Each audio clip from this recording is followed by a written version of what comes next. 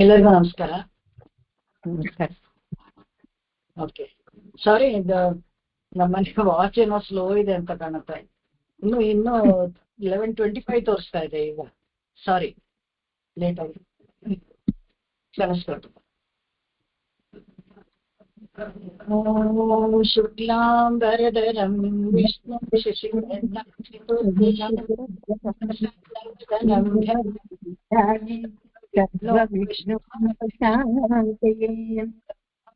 ಗುರು ವಿಷ್ಣು ಗುರುದೇವೋ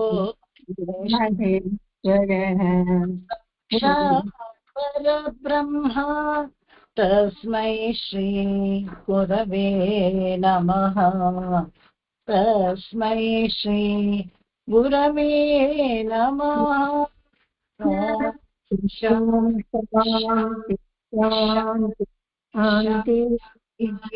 ಶ್ರೀಮಾನ್ ವೆಂಕಟನಾಥಾರ್ಯಃ ಕವಿತಾರ್ಕಿಕಕೇಸರಿ ವೇದಾಂತಾಚಾರ್ಯವರ್ಯೋ ಮೇ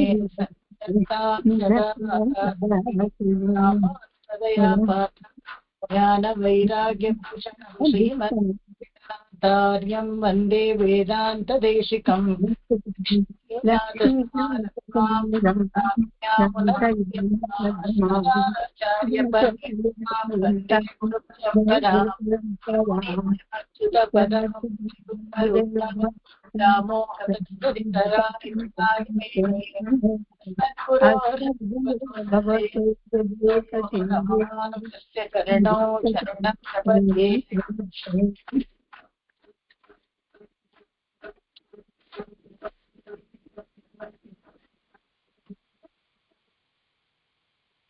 பொன்னுலகே வானவரும்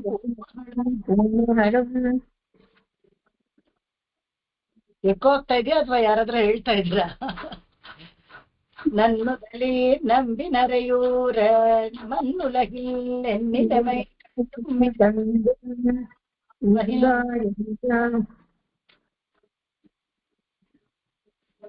ಹೇಳಿ.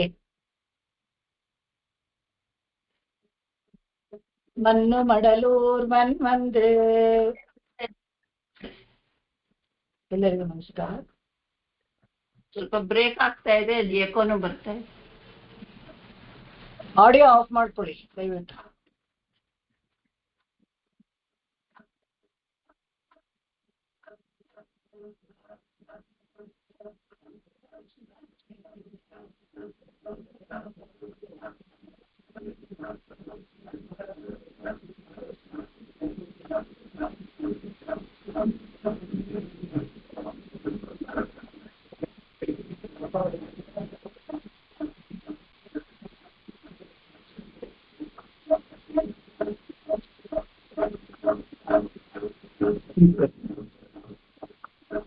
ಇಲ್ಲಿಂದ ಹೇಳ್ಬೇಕು. புல்லாணி தென்னந்தமிழை வடமொழியை அಲ್ಲಿವರೆಗೂ ಆಗಿತ್ತು. நாங்கூரில் மன்னும் மணிமாட கோயில் மணாளனை.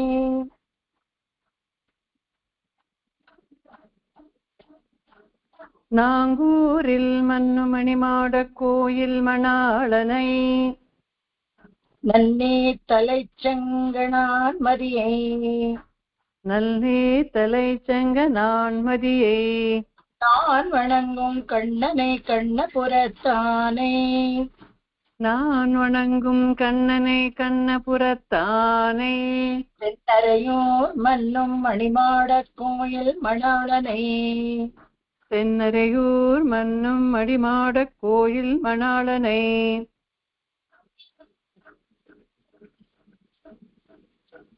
நாங்கூரில் மன்னும் மடிமாட கோயில் மணாளனை.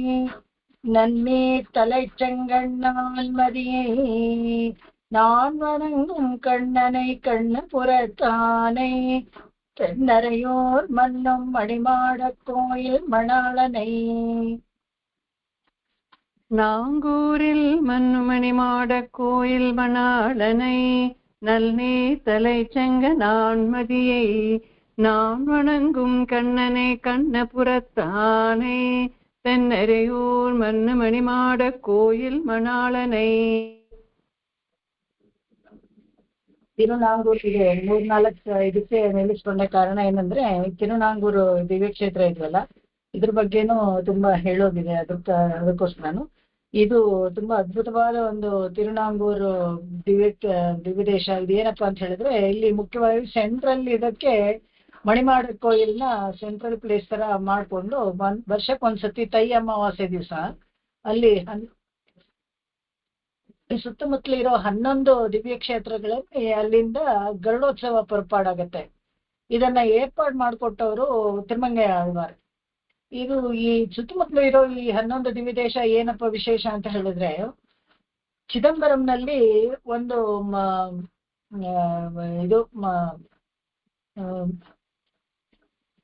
ಸ್ಪರ್ಧೆನೂ ನಡೆಯುತ್ತೆ ನಟರಾಜನಿಗೂ ಪಾರ್ವತಿಗೂ. ಅದರಲ್ಲಿ ಪಾರ್ವತಿ ಸೋತ್ ಬಿಡ್ತಾಳೆ. ನಂತರ ಒಂದು ರುದ್ರ ನರ್ತನ ಅವಳು ಕೋಪಿಸ್ಕೊಂಡು ಹೊರಟೋಗ್ತಾಳೆ. 2 ತರ ವರಲಾರ್ ಹೇಳ್ತಾರೆ. ಒಂದು ದಕ್ಷ ಯಜ್ಞದಲ್ಲಿ ಪಾರ್ವತಿ ಉಮೆ ಹಾರ್ಕೊಂಡು ಪ್ರಾಣ ಬಿಟ್ಟಾಗ ರುದ್ರನಾಟ್ಯ ಆಡಿ ಅವನ ಜಟೆಯಿಂದ 11 ಸ್ಟ್ರ್ಯಾಂಡ್ಸ್ ಕೂದಲುಗಳಿದೆಯಲ್ಲ 11 ಕಡೆ ಬಿತ್ತು ಅಂತ ಹೇಳ್ತಾರೆ. ಅದು ಬಿದ್ದ ಜಾಗದಲ್ಲೆಲ್ಲ ಒಳ್ಳೆ ನ್ಯೂಕ್ಲಿಯರ್ ಬಾಂಬ್ ಹಾಕ್ದಂಗೆ ಆಗೋಯ್ತಂತೆ. ಅಲ್ಲಿ ಏನು ಬೆಳೆ ಗಿಳೆ ಏನು ಒಂದು ಗಿಡ ಬೆಳೆ ಏನು ಬೆಳೀತಾ ಇರ್ಲಿಲ್ಲ, ನ್ಯೂಕ್ಲಿಯರ್ ಇದ್ರ ತರ ಆಗೋಗಿತ್ತು ಅಂತ. ಅವಾಗ ಅಲ್ಲಿರೋ ಸುತ್ತಮುತ್ತಲ ಜನರೆಲ್ಲ ಬೇಡ್ಕೊಳ್ತಾರಂತೆ ಏನ್ ಮಾಡ್ಬೇಕು ಅಂತ ಹೇಳಿದಾಗ ಅಲ್ಲೇನೆ ಶಿವನ್ನೇ ಕುರಿತು ಬೇಡ್ಕೊಳ್ತಾರೆ. ಏಕಾದಶ ರುದ್ರರು ಒಂದೊಂದು ಕಡೆನೂ ಕೂದಲಲ್ಲಿ ಏಕಾದಶ ರುದ್ರರು ಹೋಗಿ ಅಲ್ಲಿ ಬೀಳ್ತಾರೆ ಅಂತ. ಆ ಜಾಗ ಎಲ್ಲ ಒಳ್ಳೆ ನ್ಯೂಕ್ಲಿಯರ್ ಬಾಂಬ್ ಹಾಕ್ದಂಗೆ ಇದಾಗ್ಬಿಟ್ಟಿರುತ್ತೆ, ಕೆಟ್ಟೋಗಿರುತ್ತೆ, ಏನೂ ಬೆಳೆಯೋದಿಲ್ಲ ಆ ಭೂಮಿನಲ್ಲಿ, ಬಂಜರ ಆಗ್ಬಿಟ್ಟಿರತ್ತೆ. ಅವಾಗ ಅಲ್ಲಿ ಹೇಳ್ತಾರೆ ಎಲ್ಲಾ ಕಡೆನೂ ಒಂದೊಂದು ವಿಷ್ಣು ದೇವಾಲಯವನ್ನು ಸ್ಥಾಪಿಸಿದ್ರೆ ಸರಿ ಹೋಗುತ್ತೆ ಅಂತ ಈ ರುದ್ರಾನೇ ಹೇಳಿ ಒಂದೊಂದು ಏಕಾದಶ ರುದ್ರಗೆ ಒಂದೊಂದು ವಿಷ್ಣುವಿನ ದೇವಸ್ಥಾನವನ್ನ ಸ್ಥಾಪಿಸಿದ್ರೆ ಸರಿ ಹೋಗುತ್ತೆ ಅಂತ. ಆಗ ವಿಶ್ವಕರ್ಮನನ್ನ ಕರೆಸಿ ಎಲ್ಲಾ ಕಡೆ ದೇವಾಲಯಗಳನ್ನ ಕಟ್ಟಿಸಿ 11 ಕಡೆನೂ ದೇವಾಲಯಗಳಾಗತ್ತೆ. ಒಂದು ತಿರುಕಾವಲಂಪಾಡಿ ಅಂತ ಸುತ್ತಲೂ ತುಂಬಾ ಚೆನ್ನಾಗಿದೆ. ತಿರು ಅಣ್ಣನ್ ಕೋಯಿಲ್ ಅಂತ, ತಿರುವಣ್ ಪುರುಷೋತ್ತಮ, ತಿರು ಶಂಪೊಣ್ಶೈ ಕೋಯಿಲ್, ತಿರುವೈಹುಂಠ ವಿಣ್ಣಹರ, ತಿರು ಅರಿಮೇಯ ವಿಣ್ಣಹರಂ ಅಂತ ಒಂದು, ತಿರುಮಣಿಮಾಡ ಕೋಯಿಲ್, ಅದೇ ಮಣಿಮಾಡ ಕೋಯಿಲನ್ನೇ ಸೆಂಟ್ರಲ್ ಇರುವಂತದ್ದು, ತಿರು ದೇವನಾರ್ ತೊಹೈ, ತಿರುತತ್ತಿ ಅಂಬಲಂ ಅಂತ, ತಿರು ಪಾರ್ಥನ್ ಪಳ್ಳಿ ಮತ್ತು ತಿರುಮಣಿಕೂಡಂ ಅಂತ. ಇದಿಷ್ಟು 11 ಜಾಗದಲ್ಲಿ 11 ದಿವ್ಯ ದೇಶ ಏರ್ಪಡಿಸ್ಕೊಡ್ತಾರೆ. ಆಮೇಲೆ ಈ ತೈ ಅಮಾವಾಸ್ಯೆಯಲ್ಲಿ ಏನಪ್ಪಾ ಅಂತ ಹೇಳಿದ್ರೆ ಕುಮುದವಲ್ಲಿ ಮತ್ತೆ ತಿರುಮಂಗೈ ಆಳ್ವಾರ್ ಉತ್ಸವರಿದಾರಲ್ಲ, ಅವರು ತಿರುವಾಲಿಯಿಂದ ಎಲ್ಲ ಕಡೆ ಒಂದು ಪಲ್ಲಕ್ಕಿನಲ್ಲಿ ಹೋಗ್ತಾರೆ. ಈ 11 ದಿವ್ಯ ದೇಶಕ್ಕೂ ಹೋಗಿ ಪಲ್ಲಕ್ಕಿನಲ್ಲಿ ಹೋಗಿ ಅಲ್ಲಿ ಆ ದಿವ್ಯ ದೇಶದ ದೇವರನ್ನ ಇನ್ವಿಟೇಷನ್ ಕೊಡೋದು, ಬನ್ನಿ ಮಣಿಮಾಡ ಕೋಯಿಲ್ಗೆ ಬನ್ನಿ ಅಂತ ಹೇಳ್ತಾರೆ. ಅಲ್ಲಿ ಹೋಗಿ ತಿರುಮಂಗೈ ಆಳ್ವಾರ್ ಆ ಕ್ಷೇತ್ರದಲ್ಲಿ ಅವ್ರು ಬರೆದ 10 ಪಾಶ್ರ ಇದೆಯಲ್ಲ ಅದನ್ನ ಹಾಡುತ್ತಾರೆ. ಇದನ್ನ ಒಂದ್ಸತಿ ಆತರ ಒಂದ್ 2-3 ದಿವ್ಯ ದೇಶದಲ್ಲಿ ನಾವು ತಿರುನಾಂಗೂರು ಗರುಡೋತ್ಸವಕ್ಕೆ ಹೋದಾಗ ನಾವು ಸೇವಿಸಿದೀವಿ. ಎಲ್ಲ ಟ್ರಕ್ಗಳಲ್ಲಿ ಸ್ವಲ್ಪ ದೂರನೇ ಇದೆ, ಎಲ್ಲ ವಿಜಯ ಮಾಡಿಸ್ಕೊಂಡು ಬರ್ತಾರೆ. ಇದು ಟೆಂಪೋಗಳಲ್ಲಿ ಟ್ರಕ್ಗಳಲ್ಲಿ ತಿರುಮಂಗೈ ಆಳ್ವಾರ್ನ ಎಲ್ಲ ಕ್ಷೇತ್ರದಲ್ಲೂ ಹೋಗಿ ಇನ್ವೈಟ್ ಮಾಡಿ ಆ ಪಾಶ್ರ ಹೇಳ್ಬಿಟ್ಟು ಮತ್ತೆ ಸಾಯಂಕಾಲ ವಾಪಸ್ ಬರ್ತಾರೆ. ಅಷ್ಟರಲ್ಲಿ ಇವರೆಲ್ಲರೂ ಮತ್ತೆ ಎಲ್ಲ ಟ್ರಕ್ಗಳಲ್ಲಿ ಎಲ್ಲ ಬರ್ತಾರೆ. 11 ಗರುಡೋತ್ಸವಕ್ಕೂ ಒಂದೇ ಸಮ ಹೂವಿನ ಅಲಂಕಾರ, ಒಂದೇ ಸಮ ಎಲ್ಲ ನೋಡಕ್ಕೆಲ್ಲ ಒಂದೇ ತರ ಇರ್ಬೇಕು. ಅವ್ರವ್ರು ಹೇಳ್ಕೊಳ್ತಾರೆ ಅಷ್ಟೇನೆ. ಇದು ಬೋರ್ಡ್ ಹಾಕಿರ್ತಾರೆ ಈ ದಿವ್ಯ ದೇಶ ಅಂತ, ದೊಡ್ಡ ಸಾಲ ಮಂಟಪ ಏರ್ಪಡಿಸಿದ್ದಾರೆ. ಒಂದೊಂದು ದಿವ್ಯ ದೇಶದ ಹೆಸರನ್ನು ಅಲ್ಲಿ ಹಾಕಿರ್ತಾರೆ. ಆಮೇಲೆ ಒಟ್ಟಿಗೆ ಎಲ್ಲವೂ ಹೊರಗಡೆ ಒಂದು ನಮ್ಮಲ್ಲಿ ಏನು ಇದು ಹೂ ಪಲ್ಲಕ್ಕಿ ಆತರ ಎಲ್ಲ ಆಗತ್ತಲ್ಲ, ಕರಗತ್ತರ ಆತರ ದೊಡ್ಡ ಉತ್ಸವ ಆಗತ್ತೆ. ಒಟ್ಟಿಗೆ 11 ಗರುಡನು ಹೋಗಿ ಮಣಿಮಾಡ ಕೋಯಿಲ ಆ ಕ್ಷೇತ್ರವನ್ನ ಶೀರ್ಕಾಳಿ ಎಲ್ಲ ಸುತ್ಕೊಂಡು ಬಂದಾಗ ಎದುರುಗಡೆ ಒಬ್ಬೊಬ್ರು ಬರ್ಬೇಕಾದ್ರೆ ಎತ್ತರವಾಗಿ ದೊಡ್ಡ ಹಂಸವಾಹನ, ಮಣಿಮಾಡ ಕೋಯಿಲ್ನ ಹಂಸವಾಹನ, ದೊಡ್ಡ ಹಂಸವಾಹನದಲ್ಲಿ ತಿರುಮಂಗೈ ಆಳ್ವಾರು ವಿಜಯ ಮಾಡ್ಕೊಂಡು ಎದುರುಗಡೆ ಬಾಗಿಲಲ್ಲಿ ಮುಖ್ಯ ದ್ವಾರದಲ್ಲಿ ಎದುರುಗಡೆ ನಿಂತಿರ್ತಾರೆ. ಒಬ್ರೊಬ್ರು ಗರುಡೋತ್ಸವದಲ್ಲಿ ಬಂದಾಗ ಎದುರುಗೊಂಡು ಅವರನ್ನ ಬೀದಿ ಉತ್ಸವಕ್ಕೆ ಬರ್ಮಾಡ್ಕೊಳ್ತಾರೆ. ಇದು ತುಂಬಾ ಸುಂದರವಾದ ಇದು ವಿಚಾರ. ಇಲ್ಲಿ ಇನ್ನೊಂದು ಈ ಮಣಿಮಾಡ ಕೋಯಿಲ್ ಸ್ಪೆಷಲಿ ಆ ಮಣಿಮಾಡ ಕೋಯಿಲ್ ಅನ್ನೋದೇನೆ ಹೇಗೆ ಅಂದ್ರೆ ಎತ್ತರ ಮಾಡ ಅಂತ ಹೇಳಿದ್ರೆ ಎತ್ತರವಾಗಿರೋದು ಅಂತ. ಇದು ಗರ್ಭಗೃಹನೇ ಸ್ವಲ್ಪ ಎತ್ತರವಾದ ಪ್ರದೇಶದಲ್ಲಿದೆ, ಒಂದು ತರ ಮಡಿ ಮನೆ ಅಂತ ಹೇಳ್ತೀವಲ್ಲ ಆ ತರ ಎತ್ತರವಾದ ಪ್ರದೇಶದಲ್ಲಿದೆ. ಅಲ್ಲಿ ಜ್ಯೋತಿ ಸ್ವರೂಪನಾದ ಭಗವಂತ ಅಲ್ಲಿ ವಿಜಯ ಮಾಡಿದ್ದಾನೆ. ಇಲ್ಲಿ ಹೇಗೆ ಅಂತ ಹೇಳಿದ್ರೆ ಇಲ್ಲಿ ಭಗವದ್ ರಾಮಾನುಜರಿಗೆ ಈ ಜಾಗದಲ್ಲಿನೇ ಅಷ್ಟಾಕ್ಷರ ಮಂತ್ರದ ಅರ್ಥವನ್ನ ತಿರುಗೋಷ್ಠಿ ನಮ್ಗೆ ಹೇಳಿದ್ರು ಅಂತ ವರ್ಲಾರ್ ನಮಗೆ ಹೇಳುತ್ತೆ. ಇನ್ನೂ ಒಂದು ಮುಖ್ಯವಾದ ಒಂದು ಚರಿತ್ರೆಯಲ್ಲಿ ನಮ್ಗೆ ಸಿಗುವಂತದ್ದು ಏನಪ್ಪಾ ಅಂತ ಹೇಳಿದ್ರೆ, ಸಾಕ್ಷಾತ್ ಶಿವನೇ ಬದ್ರಿಕಾಶ್ರಮದಲ್ಲಿರುವಂತ ನಾರಾಯಣ ಋಷಿಯನ್ನ ಇಲ್ಲಿಗೆ ತನ್ನ ಮಣಿಮಾಡ ಕೋಯಿಲ್ಗೆ ಭೇಟಿ ಆಗ್ಬೇಕು ಅಂತ ಕೇಳ್ಕೊಂಡಿದ್ನಂತೆ. ಹಾಗೆ ಅವರು ಇಲ್ಲಿ ಬಂದು ಹೋಗಿದ್ರು ಅಂತ ವರ್ಲಾರ್ ಹೇಳುತ್ತೆ. ಮಣಿಮಾಡ ಕೋಯಿಲ್ ಅಲ್ಲಿ ಹೇಳುತ್ತೆ. ಮಣಾಳನೆ ಅಂತ ಹೇಳಿದ್ರೆ ಮನ್ಮಥನ್ ತರ ಇರೋನು ಅಂತ ಅರ್ಥ, ತುಂಬಾ ಚೆನ್ನಾಗಿರೋನು ಅಂತ. ನನ್ನೀ ತಲೆಚಂಗಣ್ಣಾಳ್ ಮದಿಯೇ, ತಲೆಚೆಂಗೋಡು ಅಂತ ಒಂದು ಜಾಗ. ತಲೆಚೆಂಗೋಡು ಈ ದೇವಸ್ಥಾನದ ದೇವರು ಇದಕ್ಕೆ ಬರೋದಿಲ್ಲ, ಯಾವುದು 11 ಗರುಡೋತ್ಸವಕ್ಕೆ ಬರೋದಿಲ್ಲ, ಸ್ವಲ್ಪ ದೂರನೇ ಇದೆ. ಅದು ಮೈಲಾಡುತುರೈ ಆ ಕಡೆ ವೆಸ್ಟ್ ಫೇಸಿಂಗ್ಗೆ ಆ ಕಡೆ ಬರುತ್ತೆ. ಅದನ್ನ ಈ ತಲೆಚೆಂಗಣ್ ನಾಣ್ಮದಿಯೇ ನನ್ನೀರ್ ಅಂತ ಹೇಳಿದ್ರೆ ಆ ಪುಷ್ಕರಣಿ ಇದೆಯಲ್ಲ, ಈ ಚಂದ್ರ ಪುಷ್ಕರಣಿ ನಾನು ಹೇಳಿದೆ, ಚಂದ್ರನಿಗೆ ಶಾಪ ಬಂದಾಗ 3 ಪುಷ್ಕರಣಿಯಲ್ಲಿ ಅವನು ಸ್ನಾನ ಮಾಡ್ಬೇಕಾಗಿತ್ತು. ಒಂದು ಶ್ರೀರಂಗದ ಚಂದ್ರ ಪುಷ್ಕರಣಿ, ಇನ್ನೊಂದು ಇಂದಳೂರ್ ಅಂದ್ರೇನೆ ಚಂದ್ರ, ಇಂದು ಅಂತ ಹೇಳಿದ್ರೆ ಚಂದ್ರ, ಇಂದಳೂರ್ ಅಂದ್ರೆ ಚಂದ್ರನ ಊರು ಅಂತ. ಚಂದ್ರನ ಊರಲ್ಲಿ ಇರುವಂತ ಚಂದ್ರ ಪುಷ್ಕರಣಿ ಅವನಿಗೆ ಶಾಪ ಹೋಗಿಸಿತ್ತು, ಅದಕ್ಕೋಸ್ಕರ ಇಂದಳೂರ್ ಅಂತ ಹೆಸರು ಬಂತು ಅದಕ್ಕೆ. ಇಂದಳೂರ್ ಪರಿಮಳ ರಂಗನಾಥ ಇದ್ದಾನಲ್ಲ ಆ ಊರು. ಆಮೇಲೆ ಈ ಕ್ಷೇತ್ರ ಇದು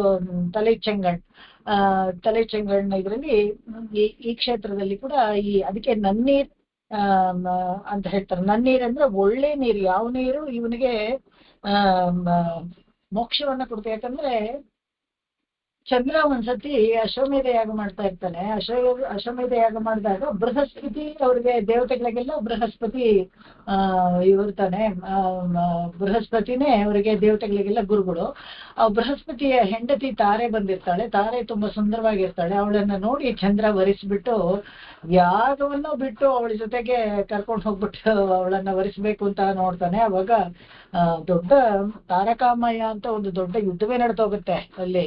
ಋಷಿಗಳೆಲ್ಲ ಒಂದು ಪಂಗಡ, ದೇವತೆಗಳೆಲ್ಲ ಒಂದು ಪಂಗಡ ಆಗಿ ಅವರ ಶಕ್ತಿ ಸಾಮರ್ಥ್ಯಗಳನ್ನು ತೋರಿಸ್ಕೊಂಡು ಒಂದು ಉದ್ಯಾನ ಆಗ್ಬಿಡುತ್ತೆ. ಕೊನೆಯಲ್ಲಿ ಬೃಹಸ್ಪತಿ ಏನ್ ಮಾಡ್ತಾರೆ, ಶಪಿಸ್ಬಿಡ್ತಾರೆ ಯಾರನ್ನ, ಚಂದ್ರನ್ನ, ನೀನು ಕ್ಷಯವಾಗಿ ಹೋಗು ಅಂತ ಹೇಳಿದ್ರೆ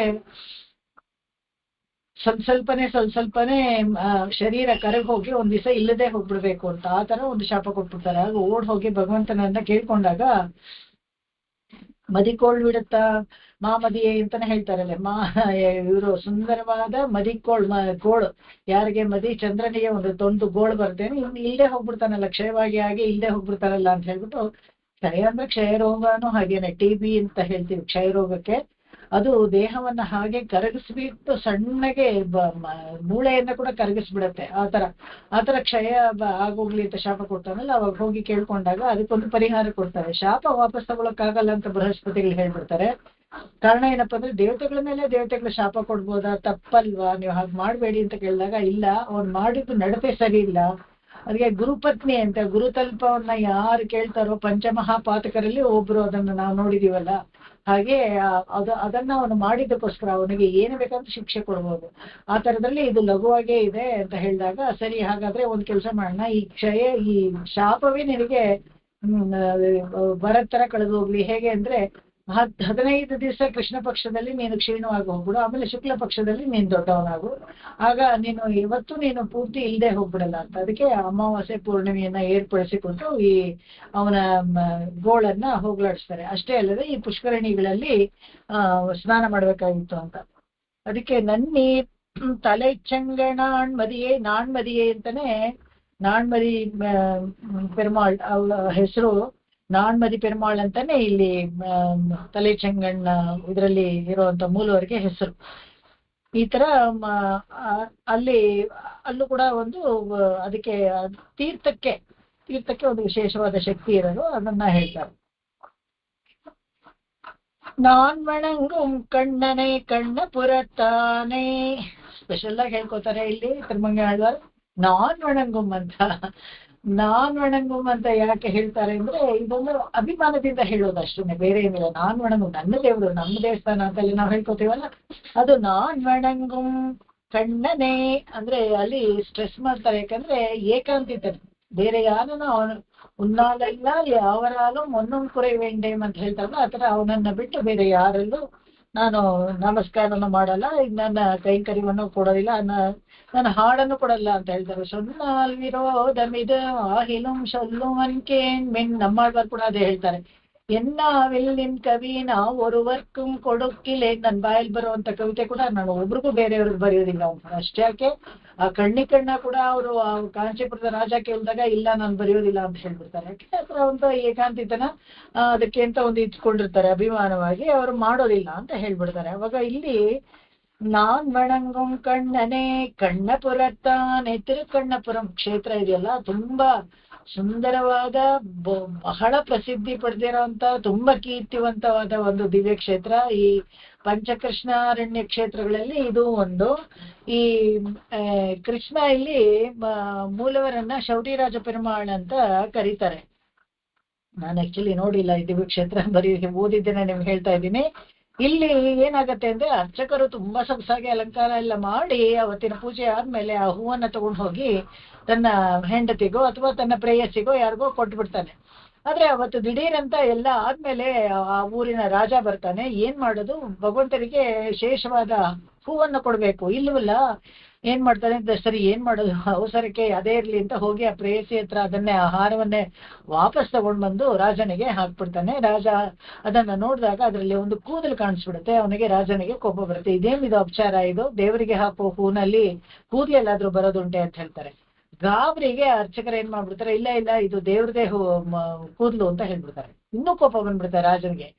ಏನಿದು ಅಸಹ್ಯ, ಈ ತರ ಎಲ್ಲ ಮಾತಾಡ್ತಾರೆ, ದೇವ್ರಿಗೆಲ್ಲಾದ್ರೂ ಕೂದಲು ಉಂಟೆ ಅಂತ ಹೇಳಿದ್ರೆ ಇಲ್ಲ ಇಲ್ಲ ಖಂಡಿತವಾಗ್ಲೂ ಇದೆ ಅಂತ ಹೇಳ್ತಾರೆ. ಹಾಗಾದ್ರೆ ನಾಳೆ ಬರ್ತೀನಿ ತೋರಿಸ್ತೀರಾ, ಆಗ್ಬಹುದು ಅಂತ ಹೇಳ್ಬಿಡ್ತಾರೆ. ಅದು ಏನೋ ಬೀಸೋದೊಣ್ಣೆ ತಪ್ಪಿಸ್ಕೊಂಡ್ರೆ 1000 ವರ್ಷ ಆಯ್ಸು ಅಂತಾರಲ್ಲ, ಆ ತರ ಏನೋ ಒಂದು ಸಮಯಕ್ಕೆ ಒಂದು ಸುಳ್ಳು ಹೇಳ್ಬಿಟ್ಟು ಆಯ್ತು ಅಂತ ಬಂದ್ಬಿಡ್ತಾರೆ. ಬಂದ್ರೆ ನಾಳೆ ರಾಜ ಬಂದ್ರೆ ಏನಪ್ಪ ಮಾಡೋದು, ಬಾಗ್ಲ ಹಾಕ್ಬಿಟ್ಟಿರ್ತಾರಲ್ಲ ದೇವಸ್ಥಾನದಲ್ಲಿ, ನಾಳೆ ಬರ್ತೀನಿ ಅಂತ ಹೇಳ್ಬಿಟ್ಟು ಹೋಗ್ತಾನೆ. ತುಂಬಾ ಗಾಬರಿ ಆಗ್ಬಿಡುತ್ತೆ. ಓಡ್ ಹೋಗಿ ಭಗವಂತನ ಕಾಲ್ ಹಿಡ್ಕೊಂಡು ತಪ್ಪಾಯ್ತು, ನನ್ನ ಕ್ಷಮೆ ಇರ್ಲಿ, ನನ್ನ ನೀನೇ ಕಾಪಾಡ್ಬೇಕು ಅಂತ ಹೇಳ್ತಾರೆ. ಮಾರನೇ ದಿವಸ ರಾಜ ಬರ್ತಾನೆ. ಬಂದಾಗ ಎಲ್ಲಿ ನೆನ್ನೆ ಎಲ್ಲ ಹೇಳಿದ್ರಲ್ಲ ಕೂದ್ಲಿದೆ ಅಂತ ತೋರ್ಸಿ ಅಂತ ಹೇಳ್ತಾರೆ. ಸರಿ ಹಾಗೆ ತಿರುಗಿಸಿದ್ರೆ ಭಗವಂತನ ತಲೆಯಲ್ಲಿ ಫುಲ್ ಕೂದ್ಲು ಅಷ್ಟು ಉದ್ದಕ್ಕಿತ್ತಂತೆ.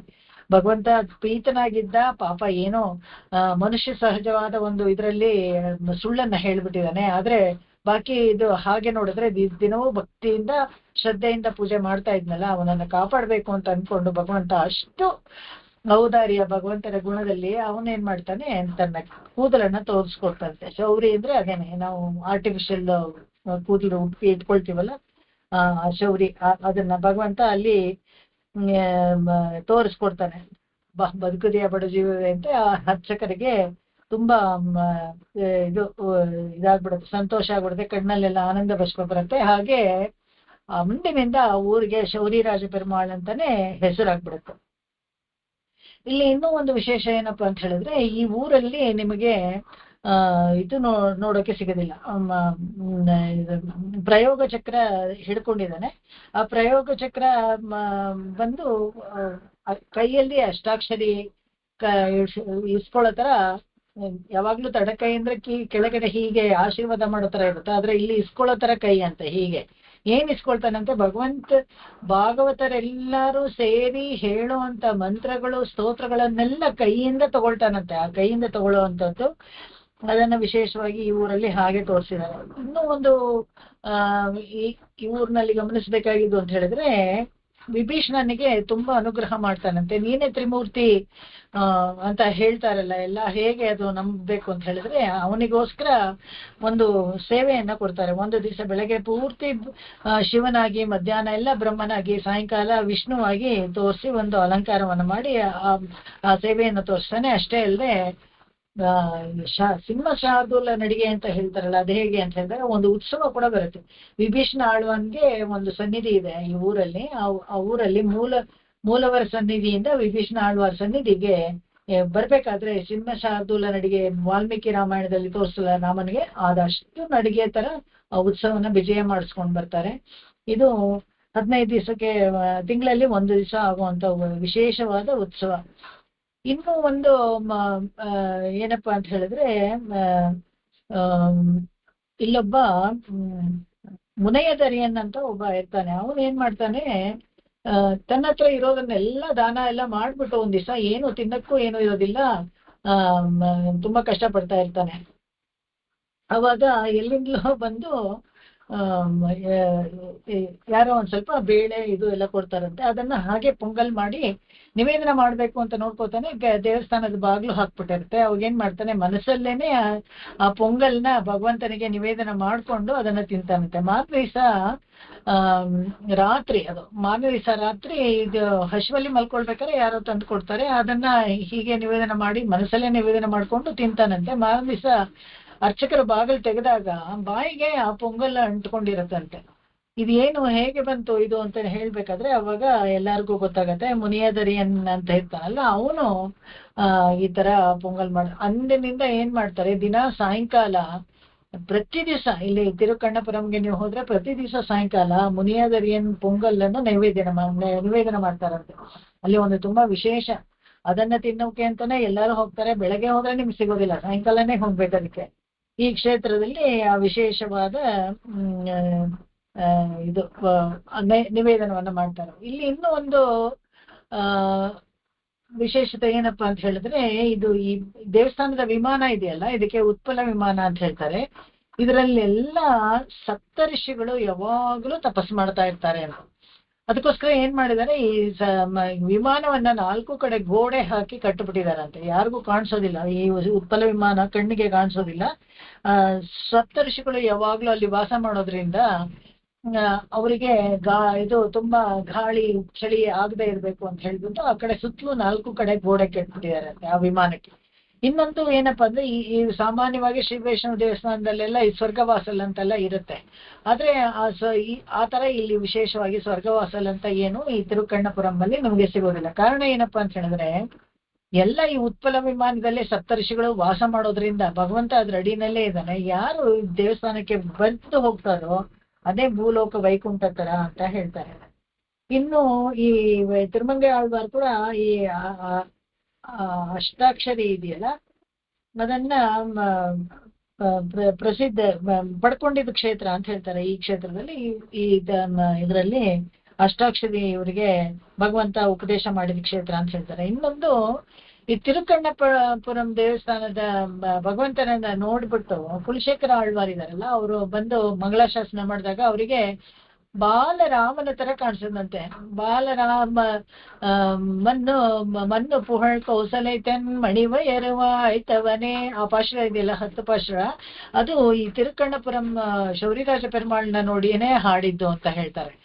ಅದೇ ತರ ಕುಲಶೇಖರ ಆಳ್ವಾರು ತಿರುಚಿತ್ರಕೂಟಂ ಆ ಪಾಶ್ರವನ್ನ ನೋಡಿ ರಾಮನ್ ತರಾನೇ ಕಾಣಿಸಿದ್ರು. ಗೋವಿಂದರಾಜ ಪೆರುಮಾಳ್ ಅವ್ನಿಗೆ ರಾಮನ್ ತರಾನೇ, ಎಲ್ಲದರಲ್ಲೂ ರಾಮನೇ ನೋಡ್ತಾ ಇದ್ರು ಬಿಡಿ, ಅದು ಬೇರೆ ವಿಷಯ, ಆದ್ರೆ ಅವ್ರಿಗೆ ಹಾಗೆ ಕಾಣಿಸಿದ್ರು. ಇಲ್ಲಿ ಶೌರಿರಾಜ ಪೆರುಮಾಳನ್ನ ನೋಡಿ ಬಾಲರಾಮನ್ ತರ ಕಾಣಿಸಿ, ಚಿಕ್ಕ ಮಗು ರಾಮನ್ ತರ ಕಾಣಿಸಿ, ಮಣ್ಣು ಪುಹಳ್ ಕೌಸಲಿತನ್ ಮಣಿಮೈರವಾಯ್ತವನೇ ಆ ಪಾಶ್ರ ತಾಲೇಲೋ ಇದೆಯಲ್ಲ, ಅದನ್ನ ಇಲ್ಲೇ ನೋಡಿನೇ ಹಾಡಿದ್ದು ಅಂತ ಹೇಳ್ತಾರೆ. ಅದೇ ತರ ಇಲ್ಲಿ ವಿಶೇಷ, ಈಗಾಗ್ಲೇ ಹೇಳಿದೆ ತಿರುಪತಿನಲ್ಲಿ ಹೇಗೆ ಲಾಡುನೋ ಅದೇ ತರ ತಿರುಪುಕ್ಕೂರಿನಲ್ಲಿ ಹುರಿದ ಕಾಳನ್ನ ಕೊಡ್ತಾರೆ ನೈವೇದ್ಯಕ್ಕೆ. ಆ ಹುರಿದ ಕಾಳನ್ನ ಮಡಿಯಲ್ಲಿ ಇಟ್ಕೊಂಡು ಮಲ್ಕೊಂಡಿದ್ರೆ ಯಾರಿಗೆ ಅದು ಮೊಳಕೆ ಆಗುತ್ತೋ ಅವ್ರಿಗೆ ಮಗು ಆಗುತ್ತೆ ಅಂತ ಅಲ್ಲೊಂದು ಐತಿಹ್ಯ. ಆ ಹುರಿದ ಕಾಳನ್ನ ಅದನ್ನೇ ನೈವೇದ್ಯವಾಗೂ ಕೊಡ್ತಾರೆ. ಅದೇ ತರ ಇಲ್ಲಿ ಇದರಲ್ಲಿ ಕುಂಭಕೋಣದಲ್ಲಿ ದೋಸೆ ಆಮೇಲೆ ಪಾಲ್ ಪಾಯಸ, ದೋಸೆ ಆಮೇಲೆ ಪಾಲ್ ಪಾಯಸ ಅಲ್ಲಿ ನೈವೇದ್ಯ ಕೊಡ್ತಾರೆ. ಇಲ್ಲಿ ಮುನಿಯಾದರಿಯನ್ನ ಪೊಂಗಲ್ ವಿಶೇಷ ಇಲ್ಲಿ ಈ ಕ್ಷೇತ್ರದಲ್ಲಿ. ಇನ್ನೊಂದು ವೃತ್ತಾಂತ ಕೂಡ ಹೇಳ್ತಾರೆ. ಏನಪ್ಪಾ ಅಂತ ಹೇಳಿದ್ರೆ, ಈ ಉಪರಿಚರಿ ವಸು ಅಂತ ಇದಾರಲ್ಲ, ಅವರು ವಿಮಾನದಲ್ಲಿ ಸಂಚಾರ ಮಾಡ್ತಾ ಇದ್ದಾಗ ಈ ಸಪ್ತರ್ಷಿಗಳೆಲ್ಲಾನು ಈ ಕ್ಷೇತ್ರದಲ್ಲಿ ಬಂದು ತಪಸ್ಸು ಮಾಡ್ತಾ ಇರ್ತಾರಂತೆ. ತಪಸ್ಸು ಮಾಡಿ ಎಷ್ಟು ಕೃಶವಾಗಿ ಹೋಗ್ಬಿಡ್ತಾರೆ ಅಂತ ಹೇಳಿದ್ರೆ, ಎಲ್ಲಾರು ಭತ್ತದ ಹುಲ್ಲು ತರ, ಬಂಗಾರದ ಕಲರ್ಗೆ ಹುಲ್ಲು ತರಾನೇ ಕಡ್ಡಿಯಾಗಿ ಸೌದ್ ಹೋಗ್ಬಿಟ್ಟಿರ್ತಾರಂತೆ. ಮೇಲಿಂದ ನೋಡಿದ್ರೆ, ಏರಿಯಲ್ ಆಗಿ ನೋಡಿದ್ರೆ ಗೊತ್ತೇ ಆಗೋದಿಲ್ಲ, ಹುಲ್ ತರಾನೇ ಕಾಣ್ತಾ ಇರ್ತಾರೆ ಆ ಋಷಿಗಳೆಲ್ಲ. ಸೊ ಇವ್ರಿಗೆ ಉಪರಿಚರಿ ವಸು ಮೇಲ್ಗಡೆ ಹೋಗ್ತಾ ಇದ್ದಾಗ ಅವನು ಸ್ವಲ್ಪ ಅವನ ಪಕ್ಕದ ಕಡೆ ಅವ್ರನ್ನೆಲ್ಲ ವಿಮಾನದಲ್ಲಿ ಕೂರ್ಸ್ಕೊಂಡು ಹೋಗ್ತಾ ಇದ್ದಾಗ ಹಸಿವಾಗತ್ತಂತೆ. ಏನ್ ತಿನ್ಬೇಕು ಅಂತ ನೋಡಿದಾಗ ಕೆಳಗಡೆ ನೋಡಿದಾಗ ಓಹೋ ಈ ಭತ್ತದ ಹುಲ್ಲಿದೆ ಇದನ್ನೇ ತಿನ್ನೋಣ ಅಂತ ಹೇಳ್ಬಿಟ್ಟು ಕೆಳಗಡೆ ಬಂದು ಅದನ್ನ ಕತ್ತರಿಸಕ್ ಶುರು ಮಾಡ್ಬಿಡ್ತಾರಂತೆ. ಕತ್ತರಿಸಕ್ ಶುರು ಮಾಡಿದ್ರೆ ಈ ಬರ್ಲಾರಗಳೆಲ್ಲ ಏನ್ ಆಶ್ಚರ್ಯ ಅಂತ ಹೇಳಿದ್ರೆ ಹೀಗೆಲ್ಲ ನಡೀತಾ ಅನ್ನೋ ತರ ಅನುಮಾನ ಬರ್ಬೇಕು ನಮ್ಗೆ. ಹಾಗೆ ಒಂದೊಂದು ಕತೆ ಒಂದೊಂದು ಕ್ಷೇತ್ರದಲ್ಲಿ ಹೇಳ್ತಾರೆ. ಅವಾಗ ಏನ್ ಮಾಡ್ತಾರೆ, ಭಗವಂತ ಸಾಕ್ಷಾತ್ ಭಗವಂತ ಅಯ್ಯಯ್ಯೋ ನನ್ನನ್ನ ಕುರಿತು ತಪಸ್ ಮಾಡಿದವ್ರಿಗೆ ಈ ತರ ಒಂದು ಕಷ್ಟ ಬಂತ ಅಂತ ಹೇಳ್ಬಿಟ್ಟು ಒಂದು ಚಿಕ್ಕ ಬಾಲಕನಾಗಿ ಬಂದು ಈ ಉಪರಿಚರಿ ವಸು ಇದಾನಲ್ಲ ಅವನು ಮತ್ತೆ ಅವನ ಜನಗಳ ಮೇಲೆಲ್ಲಾನು ಯುದ್ಧ ಮಾಡ್ತಾನೆ. ಯುದ್ಧ ಮಾಡಿದಾಗ ಈ ಉಪರಿಚರಿ ವಸುಗೆ ಒಂದು ವಿಶೇಷತೆ ಏನಪ್ಪಾ ಅಂತ ಹೇಳಿದ್ರೆ ಭಗವಂತನೇ ಖುದ್ದಾಗಿ ಅವನಿಗೆ ಅಷ್ಟಾಕ್ಷರಿಯನ್ನ ಉಪದೇಶ ಮಾಡಿದ್ರು. ಆ ಅಷ್ಟಾಕ್ಷರಿಯನ್ನ ಉಪಯೋಗಿಸ್ಕೊಂಡು ಒಂದು ಅಸ್ತ್ರವನ್ನ ಬಿಡ್ತಾನೆ. ಅವಾಗ ಅಸ್ತ್ರ ಏನಾಗತ್ತೆ, ಅಷ್ಟಾಕ್ಷರಿ ಅಸ್ತ್ರ ನೇರವಾಗಿ ಹೋಗಿ ಆ ಬಾಲಕನ ಕಾಲ್ಗೆ ಬೀಳುತ್ತೆ. ಅವಾಗ ಗೊತ್ತಾಗ್ಬಿಟ್ಟು ಎಲ್ಲ ತಪ್ಪಾಯ್ತು ಅಂತ ಹೇಳಿ ಭಗವಂತನ ಕಾಲಿಗೆ ಬಿದ್ದು ಅವರೆಲ್ಲ ವಾಪಸ್ ಹೋದ್ರು ಅಂತ. ಆತರ ಈ ಒಂದು ಕ್ಷೇತ್ರದಲ್ಲಿ ಅನೇಕ ವರ್ಲಾರು, ಈ ತಿರುಕಣ್ಣಪುರಂ ಒಂದಕ್ಕೇನೆ ಅನೇಕ ತರ ವರ್ಲಾರ್ಗಳಿದೆ ಇಲ್ಲಿ. ಅವಾಗ ಈ ಹುಡುಗನ ಕಾಲಿಗೆ ಎಲ್ಲಾರು ನಮಸ್ಕಾರ ಮಾಡ್ತಾರೆ. ಈ ಪರಿಚಯ ವಸು ಮಾಡಿದಾಗ ನೀಲಮೇಘ ಶ್ಯಾಮ, ನೀಲಮೇಘ ಪೆರುಮಾಳ್ ಅಂತ ಹೇಳ್ತಾರಲ್ಲ ಆ ತರ ಅವರಿಗೆ ಒಂದು ದೃಶ್ಯವನ್ನ ದರ್ಶನ ಕೊಡ್ತಾನೆ ಭಗವಂತ. ನಂತರ ವಿಶ್ವಕರ್ಮನನ್ನ ಕರೆಸಿ ಮತ್ತೆ ಆ ಕ್ಷೇತ್ರ ಅಲ್ಲಿ ಆ ಜಾಗದಲ್ಲಿ ದೊಡ್ಡ ದೇವಸ್ಥಾನವನ್ನೆಲ್ಲ ಕಟ್ಟಿಸ್ಕೊಡ್ತಾನೆ ಉಪರಿಚರಿ ವಸು. ಅಲ್ಲಿಂದ ಮುಂದಕ್ಕೆ ಹೋಗೋಣ. தென்னரையோர் மண்ணும் மணிಮಾಡ ಕೋಯಿಲ್ ಮತ್ತೆನ್ನರೆಯೋರ್ ಮಣ್ಣುಂ, ಅಲ್ಲಿಗೆ ನಿಲ್ಸ್ಕೋಬೇಕು. ಯಾಕಂದ್ರೆ ಆ ತೆನ್ನರೆಯೂರ ಅದೇ ಒಂದು ದೊಡ್ಡ ಕ್ಷೇತ್ರ, ಅದ್ರ ಬಗ್ಗೆನೆ ಬೇಕಾದಷ್ಟೇ. ಮಣಿಮಾಡ ಕೋಯಿಲ್ ಮಣಾಳನೆ, ಈ ತೆನ್ನರೆಯೂರಲ್ಲಿ ಇದಾನಲ್ಲ ಭಗವಂತ, ಮಣ್ಣು ಸ್ಥಿರವಾಗಿ ನೆಲೆಸಿರೋ ಅಂತಾನೆ ಅವನೇನೆ ಈ ಮಣಿಮಾಡ ಕೋಯಿಲಲ್ಲಿರೋ ಮಣಾಳ ಅವನು ಇವನು ಒಂದೇ ಅಂತ ಹೇಳುವಂಥದ್ದು. ಈ ತೆನ್ನರೆಯೂರ್ ಅಂತ ಹೇಳಿದ್ರೆ ತಿರುನರೆಯೂರ್ ಕ್ಷೇತ್ರ ಇದು. ಇದು ನಾಚಿಯಾರ್ ಕೋಯಿಲ್ ಅಂತಾನೆ ಇಲ್ಲಿ ಫೇಮಸ್. ಯಾಕಂತ ಹೇಳಿದ್ರೆ ಇಲ್ಲಿ ಮೇಧಾವಿ ಅಂತ ಒಬ್ಬ ಋಷಿ ಇರ್ತಾರೆ. ಅವರು ತಪಸ್ ಮಾಡ್ತಾ ಇರ್ತಾರೆ. ತಪಸ್ ಮಾಡಿದಾಗ ಅವರಿಗೆ ಅಲ್ಲಿ ಆ ಕ್ಷೇತ್ರದಲ್ಲಿ ಒಂದು ಮಂಜುಳ ವೃಕ್ಷ ಅಂತ ಇರುತ್ತೆ. ಒಂದು ಚಿಕ್ಕ ಯಾವ್ದು ದಾಸವಾಳದ ಹೂ ತರ ಬಿಡುತ್ತೆ, ಮಂಜುಳ ಹೂವು. ಅದು ಯಾವ ತರ ನನಗೆ ಸರಿಯಾಗಿ ಹೇಳಕ್ ಬರಲ್ಲ ತಮಿಳಲ್ಲಿ. ಅದು ಮಂಜುಳವಲ್ಲಿ ಅಂತಾನೆ ದೇವ್ರಿಗೂ ಹೆಸರು. ಆ ವೃಕ್ಷದ ಕೆಳಗಡೆ ಒಂದು ಸಣ್ಣ ನೀಳಾದೇವಿ ಇದೆಯಲ್ಲ, ಅವಳು ಅವತಾರ ಮಾಡಿ ಒಂದು ಸಣ್ಣ ಮಗು ಸಿಗುತ್ತೆ ಅವ್ರಿಗೆ, ಆ ಹೆಣ್ಣು ಮಗು. ಆ ಹೆಣ್ಣು ಮಗುವನ್ನ ತಗೊಂಡು ಇವರು ಮಂಜುಳವಳ್ಳಿ ಅಂತಾನೆ ಹೆಸರಿಡ್ತಾರೆ. ತುಂಬಾ ಸುಂದರವಾಗಿರ್ತಾಳೆ. ಅವಳಿಗೆ ಅದನ್ನೇ ಹೆಸರಿಟ್ಟು ಸಾಕ್ತಾ ಇರ್ತಾರೆ. ಇಲ್ಲಿ ವೈಕುಂಠದಲ್ಲಿ ನೀಲಾದೇವಿ ಕಾಣಿಸೋದಿಲ್ಲ ಅಂತ ಹೇಳಿ ಗರುಡನ್ನ ಹತ್ಕೊಂಡು ಎಲ್ಲಾ ಕಡೆ ಹುಡ್ಕೊಂಡು ಬರ್ತಾರೆ. ಹುಡ್ಕೊಂಡು ಬಂದಾಗ ಈ ಕ್ಷೇತ್ರದಲ್ಲಿ ಇಲ್ಲಿ ನೀಲಾದೇವಿ ಇವ್ರ ಹತ್ರ ಬೆಳೀತಾ ಇದ್ದಾರೆ ಅಂತ ಗೊತ್ತಾಗುತ್ತೆ. ಬಂದು ನನಗೆ ಮದುವೆ ಮಾಡ್ಕೊಡ್ತೀರಾ ಅಂತ ಕೇಳ್ತಾರೆ. ಅವಾಗ ಮೇಧಾವಿ ಋಷಿಗಳು ಹೇಳ್ತಾರೆ, ಇಲ್ಲಿ ನಾನು ತುಂಬಾ ಪ್ರೀತಿಯಿಂದ ಸಾಕ್ಬಿಟ್ಟೆ, ಇವಳನ್ನ ಬಿಟ್ಟು ನನ್ಗಿರೋಕ್ಕಾಗೋದಿಲ್ಲ. ನೀವು ಇಲ್ಲೇ ಇರೋದಾಗಿದ್ರೆ, ಮನೆಯಳಿಯನ್ ತರಾನೇ ಇರೋದಾಗಿದ್ರೆ ಬೇಕಾದ್ರೆ ಮದುವೆ ಮಾಡ್ಕೊಳ್ಬಹುದು. ಆಮೇಲೆ ಇನ್ನೂ ಒಂದು ಕಂಡೀಷನ್, ಇಲ್ಲಿ ನಡೆಯೋ ಉತ್ಸವಗಳು ಎಲ್ಲಾನು ಅಷ್ಟೇ, ಮುಂದೆ ಎಲ್ಲಾನು ಇವಳು ಅಂದ್ರೆ ಇವಳು ತುಂಬಾ ಇದು ಮೇಲುಗೈಯಾಗಿರ್ಬೇಕು, ಇವಳ ಮೇಲೆ ನೀವೇನು ದಬ್ಬಾಳಿಕೆ ಮಾಡಬಾರ್ದು ಅಂತ ಅಷ್ಟೆಲ್ಲ ಕಂಡೀಷನ್ ಹಾಕಿ ಮದುವೆಗೆ ಕೊಡ್ತಾರಂತೆ. ಸರಿ, ಆಗ ಗರುಡನ ಮೇಲೆ ಹುಡ್ಕೊಂಡು ಬಂದಾಗ ಇಲ್ಲಿ ನಿಂತವ್ರು ಅದೇ ಗರುಡನೇ ಇವಾಗ ಅಲ್ಲಿ ಕಲ್ಲು ಗರುಡ ಅಂತ ಆಗಿರೋದು. ಈ ಕ್ಷೇತ್ರದಲ್ಲಿ ಒಂದು ವಿಶೇಷವಾದ ಒಂದು ಸಂಗತಿ ಏನಪ್ಪಾ ಅಂತ ಹೇಳಿದ್ರೆ, ಭಗವಂತ ಹುಡ್ಕೊಂಡು ಬಂದು ಈ ಕ್ಷೇತ್ರದಲ್ಲೇ ನೆಲೆಸಿ ಮನೆ ಎಳೆಯನಾಗ್ಬಿಟ್ಟ. ಅವಾಗ ಗರುಡನಿಗೆ ಏನ್ ಕೆಲ್ಸ, ನಾನು ಇಲ್ಲೇ ಇದ್ಬಿಡ್ತೀನಿ ಅಂತ ಇದ್ಬಿಟ್ನಂತೆ.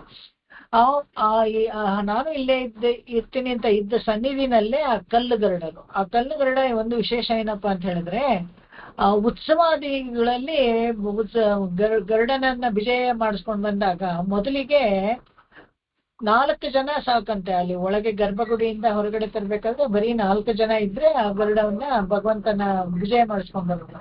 ಹೊರಗಡೆ ಬಂದ ತಕ್ಷಣ ಅದೇ ಗರುಡ ಅದೇ ಉತ್ಸವ, ಬಟ್ 4 ಜನ ಏನಾದ್ರೂ ಸಾಕಾಗೋಲ್ಲ, 8 ಜನ ಬೇಕಂತೆ. ಮತ್ತೆ ಇನ್ನು ಸ್ವಲ್ಪ ದೂರ ಹೋದ್ರೆ 16 ಜನ ಬೇಕು. ಆಮೇಲೆ ಇನ್ನು ಸ್ವಲ್ಪ ದೂರ ಹೋದ್ರೆ 32, 64, ಹೀಗೆ 128 ಜನ.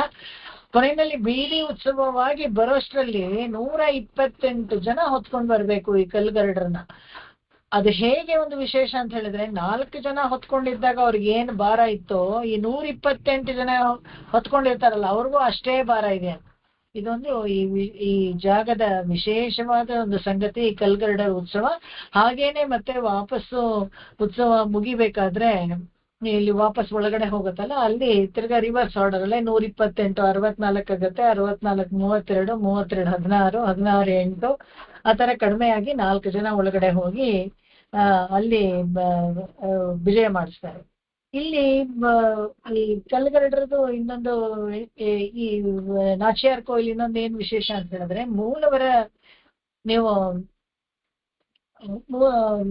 ಮೂಲವರ ಹತ್ರ ದರ್ಶನ ಮಾಡಿದ್ರೆ ತುಂಬಾ ಆಶ್ಚರ್ಯ ಆಗ್ಬಿಡುತ್ತೆ. ಯಾಕಂದ್ರೆ ನಾರ್ಮಲಿ ಏನಾಗುತ್ತೆ ಅಂದ್ರೆ, ಸಾಧಾರಣವಾಗಿ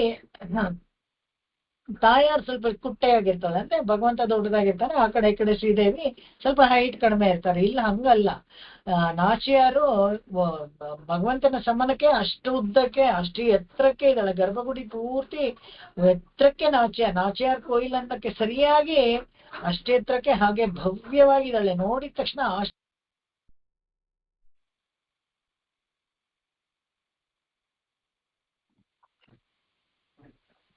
ಅಷ್ಟು ಎತ್ತರಕ್ಕೆ ಭವ್ಯವಾಗಿ ನಾಚಿಯಾರು ಅಲ್ಲಿ ಪ್ರತಿಷ್ಠೆ ಆಗಿದೆ. ತುಂಬಾ ಚೆನ್ನಾಗಿದೆ. ಅಲ್ಲಿನೇ ಈ ನಾಚಿಯಾರ್ ಬೆಳಕು ಅದೆಲ್ಲ ಇದರಲ್ಲಿ ಕುಂಭಕೋಣದಲ್ಲಿ ತುಂಬಾ ಫೇಮಸ್ ಆಗಿ ಹಿತ್ತಾಳೆ ದೀಪಗಳೆಲ್ಲ, ಅವಳ ನಾಚಿಯಾರ ಭವ್ಯವಾಗಿದ್ದಾಳಲ್ಲ ನೋಡಕ್ಕೆ, ಅದೇ ತರ ದೀಪದ ಮಲ್ಲಿಗಳು ಅವೆಲ್ಲ ಫೇಮಸ್ ಆಗಿದ್ದು. ನಾಚಿಯಾರ್ ಬೆಳಕು ಅಂತ ಕೂಡ ಅದಕ್ಕೆ ಹೇಳುವಂಥದ್ದು. ಇಂಗ್ಲಿಷ್ ನಮ್ಮ ಇಂಗ್ಲಿಷ್ ಅಲ್ಲಿ ಹಾಗೆ ಬಹುಶಃ ಇಲ್ಲಿ ಮತ್ತೆ ನೀವು ಲಾಗಿನ್ ಮಾಡಿದಾಗ ಇನ್ನೊಂದ್ಸತಿ ನೀವು ಆಡಿಯೋ ಎಲ್ಲರೂ ಚೆಕ್ ಮಾಡ್ಕೋಬೇಕು ಅನ್ಸತ್ತೆ. ಇದ್ರ ತರ ಅಲ್ಲ, ಸ್ಕೈಪ್ ತರ ಅಲ್ಲ, ಒಂದ್ಸತಿ ಮ್ಯೂಟ್ ಮಾಡ್ಬಿಟ್ರೆ ಅದು ಫುಲ್ ಪ್ರೋಗ್ರಾಮ್ ವರ್ಗೂ ಇರಲ್ಲ. ಮತ್ತೆ ನೀವು ಲಾಗಿನ್ ಮಾಡಿದಾಗ ಮತ್ತೆ ಆಡಿಯೋ ಇದಾಗುತ್ತೆ. ಬಟ್ ಈ ಪ್ರೋಗ್ರಾಮ್ ಅಲ್ಲಿ ಏನು ಪ್ರಾಬ್ಲಮ್ ಇಲ್ಲ ಅನ್ಕೊಳ್ತೀನಿ, ಯಾಕಂದ್ರೆ ಕಂಟಿನ್ಯೂಟಿ ಆಗಿ ಬರ್ತಾ ಇದೆ. ಏನು ತಕ್ಷಣನೇ ಬಂದ್ಬಿಡುತ್ತೆ, ತಿರ್ಗಾ ಲಾಗಿನ್ ಮಾಡಕ್ಕೆ ಏನು ಪ್ರಾಬ್ಲಮ್ ಆಗ್ತಾ ಇಲ್ಲ. ಓಕೆ, ಅದೊಂದ್ ಕಡೆ. ಆಮೇಲೆ ಈ ನಾಚಿಯಾರ್ ಇದ್ರಲ್ಲಿ ನಾನು ಹೇಳಿದ್ನಲ್ಲ, ಅದ್ರಲ್ಲಿ ಮೇಧಾವಿ ಋಷಿಗಳು ಹೇಳಿರ್ತಾಳೆ, ಎಲ್ಲಾ ಉತ್ಸವಗಳು ಮೊದಲು ತಾಯಾರು ವಿಜಯ ಮಾಡ್ತಾಳೆ, ಹಿಂದೆ ಅಮ್ಮ ಅವ್ರ ಗಂಡ ಇವನು ಯಾರು ಈ ಭಗವಂತ, ಸರಿ ಅವ್ರ ಹಿಂದೆ ಹೋಗುವಂಥದ್ದು. ಅದು ವಿಶೇಷ ಇಲ್ಲಿ. ಅದನ್ನ ಈ ಮೇಧಾವಿ ಋಷಿಗಳು ಕೇಳಿ ಪಡ್ಕೊಂಡಿರ್ತಾರೆ. ಯಾಕಂದ್ರೆ ನನ್ನ ಮಗಳನ್ನ ಅಷ್ಟು ಪ್ರೀತಿಯಾಗಿ ಸಾಕಿದ್ದೀನಿ, ಅವಳು ಇಲ್ಲೇ ಇರ್ಬೇಕು ಅಂತ. ಇನ್ನೊಂದು, ಇಲ್ಲಿ ಕೋಚಂಗಣ್ ಅಂತ ಒಬ್ಬ ರಾಜ ಇರ್ತಾನೆ, ಚೋಳ ದೇಶದ ರಾಜ. ಕೋಚಂಗಣ್ ಅಂದ್ರೆ ಮಹಾ ಶಿವಭಕ್ತ ಅವನನ್ನ ತಿರುಮಂಗೈ ಆಳ್ವಾರು ತಮ್ಮ ಪದ್ಯಗಳನ್ನ ಹೇಳಿ ಅವನನ್ನ ಮನಸ್ಸನ್ನ ಸೂರೆಗೊಳ್ತಾರೆ. ಆಮೇಲೆ ಅವನನ್ನ ವೈಷ್ಣವ ಧರ್ಮಕ್ಕೆ ಸೇರಿಸ್ಕೊಳ್ತಾರೆ. ಕೋಚಂಗಣ್ ಅನ್ನೋನ್ನ ವಿಶೇಷವಾಗಿ ಹಾಡುಗಳಲ್ಲಿ ಕೂಡ ಅವನ ಹೆಸರು ಬರುತ್ತೆ, ತಿರುಮಂಗೈ ಆಳ್ವಾರ್ ಹಾಡುಗಳಲ್ಲೂ ಬರುತ್ತೆ. ಇದಿಷ್ಟು ಈ ಇದು ನಾಚಿಯಾರ್ ಕೋಯಿಲ್ ವಿಶೇಷತೆ. ತಿರುನರಿಯೂರು ದೇವಸ್ಥಾನ. ತಿರುನರಿಯೂರು ಇನ್ನೊಂದು ಏನಪ್ಪಾ ಅಂತ ಹೇಳಿದ್ರೆ, ಇವ್ರಿಗೆ ತುಂಬಾ ಅಲ್ಲೇನೆ ಸಮಾಶ್ರಯಣ ಮಾಡಿಸ್ಕೊಂಡಿದ್ದು ಇವರು. ಇಲ್ಲ, ಈ ತಿರುನರಿಯೂರು 100 ಪಾಶ್ರ ಹಾಡಿದ್ದಾರೆ ತಿರುಮಂಗೈ ಆಳ್ವಾರ್. ಅವರಿಗೆ ತುಂಬಾ ಖುಷಿ ಕ್ಷೇತ್ರ. 100 ಪಾಶ್ರ ತಿರುನರಿಯೂರ್ ಮೇಲೆ ಹಾಡಿದ್ದಾರೆ. ಮಣ್ಣುಂ ಮಣಿಮಾಡ ಕೋಯಿಲ್ ಮಣಾಳನೈ. ಮಣಿಮಾಡ ಕೋಯಿಲ್ನ ಈಗಾಗ್ಲೇ ನಾವು ಹಿಂದೆ ಹೇಳಿದ್ವಿ. ಯಾವಾಗ ಅಂದ್ರೆ ತಿರುನಾಗೂರು ದಿವ್ಯದ ಕ್ಷೇತ್ರ ಬರ್ಬೇಕಾದ್ರೆ ಅಲ್ಲಿ ವಿಶೇಷವಾಗಿ ಅದನ್ನು ನೋಡಿದ್ವಿ. ನಾವು ಮಣಿಮಾಡ ಕೋಯಿಲಲ್ಲಿ ಗರುಡೋತ್ಸವ ನಡೆಯುತ್ತೆ. ಅಲ್ಲಿ ಎಲ್ಲರೂ ಬಂದು ಸೇರ್ಕೊಂಡು 11 ಗರುಡೋತ್ಸವನು ತಿರುಮಂಗೈ ಆಳ್ವಾರ್ ಏರ್ಪಡಿಸ್ಕೊಟ್ಟಿದ್ದಾರೆ. ಇದನ್ನ ನಾವು ನೋಡಿದ್ವಿ. ಹಾಗೇನೆ ರಾಮಾನುಜರಿಗೆ ಅಷ್ಟಾಕ್ಷರಿಯ ಮಂತ್ರದ ಅರ್ಥವನ್ನ ತಿರುಗೋಷ್ಠಿಯವ್ರು ನಂಬಿ ಈ ಕ್ಷೇತ್ರದಲ್ಲೇ ಕೊಟ್ಟರು. ಈ ಕ್ಷೇತ್ರದಲ್ಲಿ ಯಾಕೆ ಅಲ್ಲಿ ವಿಶೇಷವಾಗಿ ಅರ್ಥವನ್ನು ಹೇಳ್ತಾರೆ ಅಂತ ಹೇಳಿದ್ರೆ, ಸಾಕ್ಷಾತ್ ಬದ್ರಿನಾರಾಯಣನೇ ಈ ಕ್ಷೇತ್ರಕ್ಕೆ ಬಂದು ಮಂಗಳಾಶಾಸನ ಮಾಡಿದ್ರು ಅಂತ. ಇದನ್ನ ಶಿವ ಕೇಳ್ಕೊಂಡಂತೆ ನೀವು ಬರ್ಬೇಕು ಅಂತ. ಅವಾಗ ಬದ್ರಿನಾರಾಯಣರು ಅಲ್ಲಿಂದ ಬಂದು ಈ ಕ್ಷೇತ್ರದಲ್ಲಿ ಮಂಗಳಾಶಾಸನ ಮಾಡಿದ್ದಾರೆ. ಅದಕ್ಕೋಸ್ಕರ ಅಷ್ಟಾಕ್ಷರಿಯ ಮಂತ್ರಾರ್ಥವನ್ನ ಇಲ್ಲಿ ತಿರುಗೋಷ್ಠಿಯವ್ರು ನಂಬಿ ಭಗವದ್ ರಾಮಾನುಜರು ಇಲ್ಲಿ ಹೇಳಿದ್ರು ಅಂತ. ಕಣ್ಣವಿಲ್ ತೋಳ್, ಇಲ್ಲಿಂದ ಹೇಳ್ಬೇಕು ಮತ್ತೆ. ಕಣ್ಣವಿಲ್ ತೋಳ್ ಕಾಳೆಯೇ ಕಂಡಾಂಗ್ ಕೈ ತೊಳೆದು. கல்லவில் தோள் காழையை கண்டாங்க கை தொழுது. என் நிலைமையெல்லாம் அறிவித்தால் எம்பெருமான். என் நிலைமையெல்லாம் அறிவித்தால் எம்பெருமான். தன்னருளுமாகமும் தாரானேல். தன் அருளும் ஆகாமும் தாரானேல். ಅರುಳುಂ ಆಹಮಂ. ಅರುಳು ಅಂದ್ರೆ ಅವನ ಕರುಣೆ, ಆಹಮಂ ಅಂದ್ರೆ ಅವನ ಹೃದಯ. ಅವನ ಹೃದಯದಲ್ಲಿ ಹೇಗೆ ಲಕ್ಷ್ಮಿಗೆ ಒಂದು ಜಾಗ ಕೊಟ್ಟಿದಾನೋ ನನಗೂ ಕೊಡಲ್ವಾ ಅವನು ಅಂತ ಕೇಳ್ತಾನೆ ಇದ್ರಲ್ಲಿ. கண்ணவில் தோள் காளையே கண்டாங்கு கை தொடுது என் நிலைமையெல்லாம் அறிவித்தால் எம்பெருமான் தன்னருளும் ஆகமும் தாரானே. கல்லவில் தோள் காளையே கண்டாங்கு கை தொழுது என் நிலைமை எல்லாம் அறிவித்தால் எம்பெருமான் தன்னருளும் ஆகமும் தாரானேல். ಕಣ್ಣವಿಲ್ ಅಂತ ಹೇಳಿದ್ರೆ ಕಲ್ಲಿನಂತ ತೋಳುಗಳು ಅಂತ, ಗಟ್ಟಿಯಾಗಿ ಬಲಿಷ್ಠವಾದ ಬಾಹುಗಳು ಅಂತ. ಆಜಾನ ಬಾಹು ಅಂತೆಲ್ಲ ಹೇಳ್ತೀವಲ್ಲ, ಅಂದ್ರೆ ಮಂಡಿಯವರೆಗೂ, ಕೈ ಇಳಿಬಿಟ್ರೆ ಮಂಡಿಯವರೆಗೂ ಇರ್ಬೇಕು. ಆ ಬಾಹುಗಳು ವಿಶಾಲವಾದ ಬಾಹುಗಳು ಸೂಚಿಸೋದು ಅವನ ಕ್ಷತ್ರಿಯರಿಗೆಲ್ಲ ವಿಶಾಲವಾದ ಬಾಹುಗಳಿರ್ಬೇಕು. ಯಾಕಂದ್ರೆ ಅವರು ಅಲ್ಲಿ ಬತ್ತಳಿಕೆ ಅದು ಇದು ಎಲ್ಲ ಭಾರವಾದನ್ನ ಹಾಕೊಳ್ಬೇಕು. ಈ ಇದರಲ್ಲಿ ಸೋಲ್ಜರ್ಸ್ ಕೂಡ ಅಷ್ಟೇನೆ, ನಾವು ಆರ್ಮಿನಲ್ಲಿ ಸೋಲ್ಜರ್ಸ್ಗಳು ಹಾಗೇನೆ. ಹೇಗೆ ಅಂದ್ರೆ ಒಂದೊಂದು ಗನ್ನು ಅದೆಷ್ಟು 25-30 kg ಇರುತ್ತೆ. ನಾವು ಬ್ಯಾಂಕ್ಗಳಲ್ಲಿ ಸುಮ್ಮನೆ ಅವರು ವಾಚ್ಮ್ಯಾನ್ ಇಟ್ಕೊಂಡಿರ್ತಾರಲ್ಲ, ಅವರನ್ನ ಹೋಗಿ ಎತ್ತಕ್ ನೋಡೋದು, ಎತ್ತಕ್ಕೆ ಆಗೋದಿಲ್ಲ, ಅಷ್ಟು ಭಾರವಾಗಿರತ್ತೆ. ಅದಕ್ಕೆ ಪನಿಷ್ಮೆಂಟ್ ಎಲ್ಲ ಕೊಡ್ಬೇಕಾದ್ರೆ ಆರ್ಮಿನಲ್ಲಿ ಆ ಗನ್ನನ್ನ ಹೀಗೆ ಹೆಗಲ ಮೇಲೆ ಇಟ್ಕೊಂಡು ಓಡ್ಬೇಕು, 2-3 ಕಿಲೋಮೀಟರ್ ಓಡ್ಬೇಕು. ಇದೇನು ಮಹಾ ಅಂತ ಅನ್ನೋರ್ಗೆ ಅನ್ಸುತ್ತೆ, ಆದ್ರೆ ಗನ್ ಒಂದೇ ಅಷ್ಟು ಭಾರ ಇರುತ್ತೆ. ಆತರ ಈ ಬತ್ತಳಿಕೆನೆಲ್ಲ ತುಂಬಾ ಅವ್ರು ಹೊತ್ಕೊಳ್ಬೇಕು ಅಂದ್ರೆ ಅವ್ರ ಭುಜಬಲ ಚೆನ್ನಾಗಿರ್ಬೇಕು, ಕ್ಷತ್ರಿಯರಿಗೆ ಭುಜಬಲ ಚೆನ್ನಾಗಿರ್ಬೇಕು. ಆತರ ಇರೋನು ಇವನು ಯಾರು ಅಂತ ಹೇಳಿದ್ರೆ ಕಲ್ಲಿನ ತರ ತೋಳಿರೋನು, ಕಾಳೆಯೇ ವೃಷಭದ ಸಮಾನವಾದ ಶಕ್ತಿ ಇರೋನು, ಕಂಡಾಂಗ್ ಕೈ ತೊಳೆದು, ಅಲ್ಲಿ ನೋಡಿ ಕೈ ತೊಳೆದು ಅಂತ ಹೇಳಿದ್ರೆ ಕೈಂಕರ್ಯ ಮಾಡಿ ಅಂತ. ನಾವು ನೀಲಮ್ಮ ನೀವು ಎಲ್ಲಾದ್ರೂ ಇಷ್ಟು ದಿವದೇಶ ಹೇಳಿದ್ನಲ್ಲ, ಎಲ್ಲಾದ್ರೂ ಒಂದ್ ಕಡೆ ಅವನನ್ನ ನೋಡಿದ್ರೆ ಕಂಡು ಹಂಗ ಅಲ್ಲೇನೆ ಕೈ ತೊಳೆದು ನಮಗೆ ನಮಸ್ಕಾರ ಮಾಡಿ ನೀವು ಏನ್ ನೀಲಮೈಯೆಲ್ಲ ಮರಿವಿತ್ತ ನನ್ನ ಸ್ಥಿತಿ, ನನ್ನ ಪರಿಸ್ಥಿತಿ, ನನ್ನ ಭಕ್ತಿ, ನನಗೆ ಅವನ ಬಗ್ಗೆ ಇರುವಂತ ವಿಶೇಷವಾದ ಈ ಪ್ರೀತಿ ಇವನ್ನೆಲ್ಲ ಅರಿವಿತ್ತ ನೀವು ಹೇಳಿದ್ರೆ ಎಂಪೆರುಮಾನ್. ಅವಾಗ ಭಗವಂತ ಏನ್ ಮಾಡ್ತಾನೆ, ತನ್ನರುಳುಂ ಆಹಮುಂ ತಾರಾನೇ. ಅವಾಗ ಭಗವಂತ ಇದಿಷ್ಟು ದಿವದೇಶಗಳು ಹೀಗೆಲ್ಲ ವರ್ಣಿಸ್ನಲ್ಲ, ಎಲ್ಲಾದ್ರೂ ಒಂದ್ ಕಡೆ ನಿಮ್ಗೆ ಭಗವಂತ ಪ್ರತ್ಯಕ್ಷ ಆಗಿ ನಿಮ್ಗೆ ಕೇಳೋದಿಲ್ವಾ? ನನ್ನ ಬಗ್ಗೆ ಅವಾಗ ನೀವು ಅವನಿಗೆ ಹೇಳಿ, ಅವಾಗ ನನ್ನ ವಿಚಾರವನ್ನ ನೀವು ಅವನಿಗೆ ಹೇಳಿದ್ರೆ ಏನಂದ್ರೆ ಅವನು ಕೃಪೆ ಮಾಡದೆ ಇರ್ತಾನ? ಖಂಡಿತವಾಗ್ಲೂ ಕೃಪೆ ಮಾಡ್ತಾನೆ. ಆಹಮಂ, ಅವನ ಹೃದಯದಲ್ಲಿ ಎಲ್ಲೋ ಒಂದ್ ಕಡೆ ಒಂದ್ ಮೂಲೆಯಲ್ಲಿ ಬಿದ್ಕೊಂಡಿರ್ತೀನಿ ಅಂತ ಹೇಳಿದ್ರೆ ಜಾಗ ಕೊಡಲ್ವಾ? ಕೊಡ್ತಾನೆ. ತಾರಾನೇ ಕ್ವಶನ್ ಮಾರ್ಕ್ ಅಲ್ಲಿ ಕೊಡದೆ ಇರ್ತಾನ ಅಂತ. தன்னை நான் மின்னிடையார் சேரியிலும் வேதியர்கள் வாய் விடுத்தும். தன்னை நான் மின்னிடையார் சேரியிலும் வேதியர்கள் வாழ்விடத்தும். தன்னடியார் முன்பும் தரணி முழுதாளும். தன்னடியார் முன்பும் தரணி முழுதாளும். பொன்னவிலும் வேல் வேந்தர் கூட்டத்தும் நாட்டத்தும். பொன்னவிலும் வேல் வேந்தர் கூட்டத்தும் நாட்டத்தும்.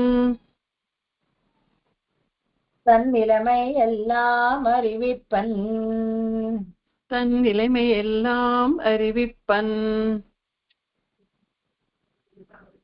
தன்னை நான் மின்னிடையார் சேதியிலும் வேதியர்கள் வாழ்விடத்தும்.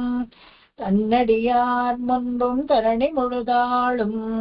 கொன்னவிலும் வேல் வேந்தர் கூட்டத்தும் நாட்டகத்தும். தன்னிலைமை எல்லாம் அறிவிப்பன். தன்னை நான் மின்னிடையார் சேரியிலும் வேதியர்கள் வாழ்விடத்தும். தன்னடியார் முன்பும் தரணி முழுதாளும்.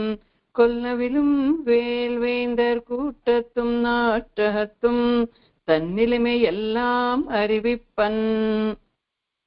ಅವನು ತನ್ನೈ ಅಂತ ಹೇಳಿದ್ರೆ ವಿಲಕ್ಷಣವಾದ ಭಗವಂತನನ್ನ ತನ್ನೈ ಅಂತ ಅಲ್ಲಿ ಗುರುತಿಸ್ತಾರೆ. ಹೇಗೆ ಅಂದ್ರೆ ಅವನ ತರ ಇನ್ನೊಬ್ರು ಇಲ್ಲ ರೀ, ಅವನು ಅದ್ವಿತೀಯ, ನ ಸಮ ಅಭ್ಯಧಿಕ. ಅವನು ಸಮನೂ ಯಾರು ಇಲ್ಲ, ಅಧಿಕನೂ ಯಾರು ಇಲ್ಲ. ಅವನು ಅದಕ್ಕೆ ಓರು ಒತ್ತನ್ ಒರುತ್ತಿ ಮಹನಾಯ್ ಪಿರಂದ್ ಅಲ್ಲೂ ಕೂಡ ಹೇಳಿದ್ರು. ಒರುತ್ತಿ ಮಹನಾಯ್ ಅಂದ್ರೆ ಅದ್ವಿತೀಯವಾದ ಒಬ್ಬಳಿಗೆ ಇವನ್ ತರ ಒಬ್ಬನೇ ಹುಟ್ಟಿದ್ದು, ಬೇರೆ ಯಾರು ಇಲ್ಲ ಅಂತ. ಅದೇ ತರ ಓರ್ ಇರವಿಲ್ ಒಂದು ರಾತ್ರಿಯಲ್ಲಿ ಅದೇ ಒಂದು ವಿಶೇಷವಾದ ಅವನು ಗುರುತಿಸ್ಕೊಳ್ಳಕ್ಕೆ ಇದನ್ನೆಲ್ಲ ಎಲ್ಲ ಆಳ್ವಾರುಗಳು ಹಾಗೆ ಓರ್ ಅಂತ ಹೇಳ್ತಾರೆ. ತನ್ನೆ ಅನ್ಬೇಕಾದ್ರೆ ಹಾಗೆ ಸಕಲೇತರ ವಿಲಕ್ಷಣವಾದ ಅವನ ಸ್ವರೂಪ. ಎಲ್ಲವೂ ನೀವು ಯಾರ ಹತ್ರನೂ ಇದನ್ನ ನೋಡಕ್ಕಾಗೋದಿಲ್ಲ. ಯಾರು ಏನೇ ಒಂದು ಸಾಮರ್ಥ್ಯವಿದ್ದು ಎಂಥ ದೇವತೆಗಳೇ ಅವ್ರ ಕೆಲಸವನ್ನ ನಡೆಸ್ಕೊಡ್ತಾ ಇದ್ರು, ಆ ಸಾಮರ್ಥ್ಯವನ್ನ ಕೊಟ್ಟವನು ಇವನೇ. ಕೊಟ್ಟು ಬಿಟ್ಟು ತಾನು ಏನು ಮಾಡದೇ ಇರೋಂತರ ಇರ್ತಾನಂತೆ. ಅದಕ್ಕೆ ಸಕಲೇತರ ವಿಲಕ್ಷಣ ಅಂತ. ಯಾರಾದ್ರೂ ಒಂದು ಚಿಕ್ಕ ಕೆಲಸವನ್ನ ಮಾಡಿದ್ರೆ ಎಷ್ಟು ದೊಡ್ಡದಾಗಿ ಎಲ್ಲ ಹೇಳ್ಕೊಂಡ್ ಬರ್ತೀವಿ, ಆದ್ರೆ ಇವನು ಆತರ ಅಲ್ಲ, ಸಕಲೇತರ ವಿಲಕ್ಷಣ ಸ್ವರೂಪ ಅವನದು. ಅವನು ಆತರ ಇರ್ತಾನಂತೆ. ಹಾಗೇನೆ ಮಿನ್ನಿಡೆಯಾರ್ ಶೇರಿ ಮಿಂಚಿನಂತೆ ಸೂಕ್ಷ್ಮವಾದ ಸುಂಟವುಳ್ಳ ಹೆಂಗಳೆಯರ ಕೇರಿಯಲ್ಲಿಯೂ ಇರ್ತಾನಂತೆ ಅವನು. ಆಮೇಲೆ ವೈದಿಕೋತ್ತಮರು ಯಾರಪ್ಪ ಅಂತ ಹೇಳಿದ್ರೆ, ಇಲ್ಲಿ ಅನ್ವರೈ ವೇದಗಳ ಅಗ್ರಹಾರಗಳಲ್ಲಿ ವೇದಗಳನ್ನ ಹೇಳ್ತಾ ಇರ್ತಾರಲ್ಲ, ಬ್ರಹ್ಮಯಜ್ಞದಲ್ಲಿ ಎಲ್ಲ ಹೇಳ್ತಾ ಇರ್ತಾರಲ್ಲ, ಅವಾಗ ವೇದಿಯರ್ಗಳ್ வாழ்விடத்தும் ಅಂತ ಹೇಳಿದ್ರೆ ಒಂದು ನಾವು ತಿಳ್ಕೊಳ್ಬೇಕು. ಎಲ್ಲಿ ವೇದವನ್ನ ಅದಕ್ಕೆ ವೇದವನ್ನ ಪಠಿಸಿ ಅದಕ್ಕೆ ಪ್ರತ್ಯುಪಕಾರವಾಗಿ ದುಡ್ಡನ್ನ ಎದುರು ನೋಡದೆ ವೇದವನ್ನ ಪಠಿಸ್ತಾರೋ ಅಂತ ಜಾಗದಲ್ಲಿ ನಾನಿರ್ತೀನಿ. ವೇದಿಯರ್ಗಳು வாழ்விடத்தும் ಅಂತ ಅದಕ್ಕೆ ಹೇಳ್ತಾರೆ. ಅವರು ಎಲ್ಲಿ ಬಾಳ್ತಾರೆ ಅಂದ್ರೆ ಎಲ್ಲಿ ಉಜ್ಜೀವನ ಆಗ್ತಾರೆ ಅಂತ ಅರ್ಥ ಮಾಡ್ಕೊಳ್ಬೇಕು. ಇಲ್ಲಿ ಎಲ್ಲಿ ಉಜ್ಜೀವನ ಆಗ್ತಾರೆ ಅಂದ್ರೆ ಲಾಭಕ್ಕೆ ಖ್ಯಾತಿಗೆ ವೇದವನ್ನ ಉಪಯೋಗಿಸದೇ ಇರೋ ಜಾಗ ಇದೆಯಲ್ಲ, ಅದಕ್ಕೇನೆ ಅಗ್ರಹಾರ ಅಂತ ಹೇಳಿದ್ರು. ಅಗ್ರ ಅಂತ ಹೇಳಿದ್ರೆ ಉಚ್ಚವಾದ ಉಚ್ಚಕಟ್ಟದಲ್ಲಿ ಇರುವಂತದ್ದ ದಿ ಬೆಸ್ಟ್ ಜಾಗ. ಅಂದ್ರೆ ಇವಾಗ ಕ್ವಾಲಿಟಿ ನಾವು ಮಾಡ್ಕೊಂಡೋದ್ರೆ ಸೈಟ್ಗಳನ್ನೇ PDO ಅವರೆಲ್ಲ ಮಾಡ್ಬೇಕಾದ್ರೆ 40, 60, 50, 80 ಅಂತ ಹೇಳಿದ್ರೆ lower middle class upper middle class ಅಂತೆಲ್ಲ ಅಲಾಟ್ ಮಾಡ್ತಾರಲ್ಲ, ಆತರ ಈ ಅಗ್ರಹಾರ ಅಂತ ಯಾಕೆ ಹೇಳಿದ್ರು ಅಂತ ಹೇಳಿದ್ರೆ, ಇಲ್ಲಿ ಕೇವಲ ಈ ಬ್ರಾಹ್ಮಣರು ಅಂತ ಹೇಳಿದಾಗ ಎಲ್ಲ ಬ್ರಹ್ಮವಿತ್ತುಗಳೇ ಇರ್ತಾ ಇದ್ರು. ವೇದಗಳನ್ನ ಕಲಿತುಕೊಂಡು ವೇದವನ್ನ ಸದಾ ಹೇಳ್ಕೊಂಡು ಬ್ರಹ್ಮಯಜ್ಞ ಮಾಡಿಕೊಂಡು ಓದಿ ಪಾಠಗಳನ್ನ ಹೇಳ್ಕೊಂಡು ಪಾಠಶಾಲೆ ನಡೆಸ್ಕೊಂಡು ಆ ಇಡೀ ಜಾಗ ಇದೆಯಲ್ಲ ಸಮೃದ್ಧಿಯಾಗಿರೋ ತರ ನೋಡ್ಕೊಳ್ತಾ ಇದ್ರು ಅವರು. ಒಂದು ಸಮಾಜದಲ್ಲಿ ಎಲ್ಲಾರ್ಗೂ ಒಳ್ಳೇದಾಗ್ಬೇಕು ಅನ್ನೋದಕ್ಕೋಸ್ಕರ ವೇದ ಮಂತ್ರಗಳನ್ನ ಉಪಯೋಗಿಸ್ಕೊಂಡು ದೈನಂದಿಕ ಇದರಲ್ಲಿ ಅವ್ರು ಮಾಡ್ತಾ ಇದ್ದವರು. ಅಂತ ಜಾಗದಲ್ಲಿ ಭಗವಂತ ಇರ್ತಾನೆ. ವೇದಿಯರ್ಗಳ್ வாழ்விடத்தும் ಅದಲ್ದೆ ಸುಮ್ನೆ ಬರೀ ಬ್ರಾಹ್ಮಣರು ವೇದ ಕಲ್ತ್ಕೊಂಡಿದ್ದಾರೆ, ಪೌರೋಹಿತ್ಯ ಮಾಡ್ತಾರೆ, ಒಂದ್ ಮಂತ್ರ ಹೇಳಿದ್ರೆ 25 ರೂಪಾಯಿ, ಇನ್ನೊಂದ್ ಮಂತ್ರ ಶ್ಲೋಕ ಹೇಳಿದ್ರೆ 60 ರೂಪಾಯಿ ಅಂತ ಧನ ಸಂಪಾದಿಸ್ತಾರಲ್ಲ, ಅಂತ ಕಡೆ ಎಲ್ಲ ಭಗವಂತ ಇರೋದು. ನೀವು ವೇದ ಹೇಳ್ಬೋದು, ದುಡ್ಡು ಸಂಪಾದಿಸ್ತಾ ಇರ್ಬೋದು, ಆದ್ರೆ ಭಗವಂತ ಎಲ್ಲಿ ಇರ್ತಾನೆ ಅಂದ್ರೆ ಇಂಥ ಜಾಗದಲ್ಲಿ ಎಲ್ಲಿ ಅಪೇಕ್ಷೆ ಇಲ್ಲದೆ, ಧನದ ಅಪೇಕ್ಷೆ ಇಲ್ಲದೆ ವೇದವನ್ನ ಹೇಳ್ಕೊಡ್ತಾ ಇರ್ತಾರಲ್ಲ, ವೇದವನ್ನ ಪಠಿಸ್ಕೊಂಡಿರ್ತಾರಲ್ಲ, ಅಂತ ಜಾಗದಲ್ಲಿ ಅವನು ಇರ್ತಾನೆ ಭಗವಂತ. ತನ್ನಡಿಯಾನ್ ಮುನ್ನುಂ ಧರಣಿ ಮುಳುದಾಳುಂ. ಹಾಗೆ ಭೂಮಿಯನ್ನೆಲ್ಲ ಅವನ ಭಕ್ತರುಗಳು ಮುಂದೇನು ಭೂಮಿಯನ್ನೆಲ್ಲ ಆಳುವ ಈ ಯಾರು ಹಿಂಸೆ ಮಾಡೋರು ಇರ್ತಾರಲ್ಲ ಅವರು ತರಣಿ ಮುಳುದಾಳು ಕೊನ್ನವಿಲುಂ ವೇಲ್ವೇಂದರ್ ಕೂಟ ಹತ್ತುಂ ನಾಟ ಹತ್ತುಂ. ಈ ಯಾವಾಗ್ಲೂ ಭೂಮಿಯೆಲ್ಲ ನಂದೇ ಅಂತ ಹೇಳ್ಕೊಂಡು ಅದಕ್ಕೋಸ್ಕರ ಜಗಳ ಆಡ್ತಾ ಇರ್ತಾರಲ್ಲ, ಅವರು ಭಾಗವತರುಗಳನ್ನ ತನ್ನ ಭಕ್ತರುಗಳನ್ನ ಹಿಂಸೆ ಮಾಡ್ತಾ ಇರ್ತಾರಂತೆ. ಅವಾಗ ಅವರನ್ನ ಕಾಪಾಡೋದಕ್ಕೋಸ್ಕರ ಭಗವಂತ ಬರ್ತಾನೆ. ಯದಾ ಹಿ ಧರ್ಮಸ್ಯ ಗ್ಲಾನಿರ್ಭವತಿ ಭಾರತ ಅಂತ ಹೇಳ್ತಾರಲ್ಲ, ಅದಕ್ಕೋಸ್ಕರ ಪೂರ್ವ ಕಾಲದಲ್ಲೂ ಅಷ್ಟೇನೆ. ಅವಾಗ ಹಿಂಸಾಕರನೆಂದು ಪ್ರಸಿದ್ಧವಾದ ವೇಲಾಯುಧವನ್ನ ಕೈಯಲ್ಲಿ ಹಿಡ್ಕೊಂಡು ಆ ರಾಜರುಗಳ ಸಮೂಹದಲ್ಲಿ ನಾಡಿನೆಲ್ಲ ಅವರ ಸ್ವಭಾವನ್ನೆಲ್ಲ ತಿಳಿಯಪಡಿಸ್ತಾನಂತೆ. ಯಾರು ಕೆಟ್ಟ ರಾಜರಾಗಿರ್ತಾರೋ, ಯಾವಾಗ ನಾವು ನೋಡಿದ್ವಿ ಪರಶುರಾಮ ಅವತಾರದಲ್ಲಿ ಕೆಟ್ಟ ರಾಜರನ್ನೆಲ್ಲ ಸಂಹಾರ ಮಾಡ್ಕೊಂಡ್ ಬಂದ, ಅದೇ ತರಾನೇ ಇಲ್ಲಿ ಧರಣಿ ಭೂಮಿ ಎಲ್ಲ ತನ್ನದೇ ಅಂತ ಹೇಳ್ಕೊಂಡು ಮೆರಿತಾ ಇದ್ದವ್ರಿಗೆ ತನ್ನದೇ ಭೂಮಿ ಅಂತ ಅಳ್ಕೊಂಡು ತೋರಿಸದ್ನಲ್ಲ, ಅದನ್ನು ಹೇಳ್ತಾರೆ ಇಲ್ಲಿ. ತನ್ನಿಲಮೆಯೆಲ್ಲ ಮರಿವಿಪ್ಪನ್. ಅವಾಗ ಅವನತ್ರ ಹೋಗಿ ನನ್ನ ಇದನ್ನೆಲ್ಲ ಹೇಳ್ಕೊಳ್ಬೇಕು ಅಂತ ಅವನತ್ರ ಹೋಗಿ ನನ್ನ ಹೇಳ್ಕೊಳ್ಬೇಕು ಅಂತ. ಇಲ್ಲಿ ತನ್ನ ಪೂರ್ವ ಕಾಲದಲ್ಲಿ ಏನ್ ಮಾಡ್ತಾರೆ,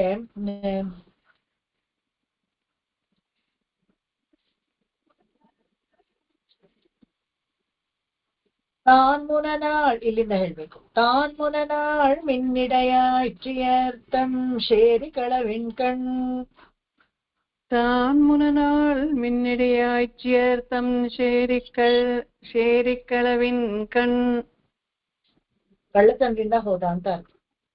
துண்ணு படல் திறந்து புக்க ஒன்னு படல் திறந்து புக்க தயிர் வெண்ணெய் தன் வயிறார விழுங்க தயிர் வெண்ணெய் தன் வயிறார விழுங்க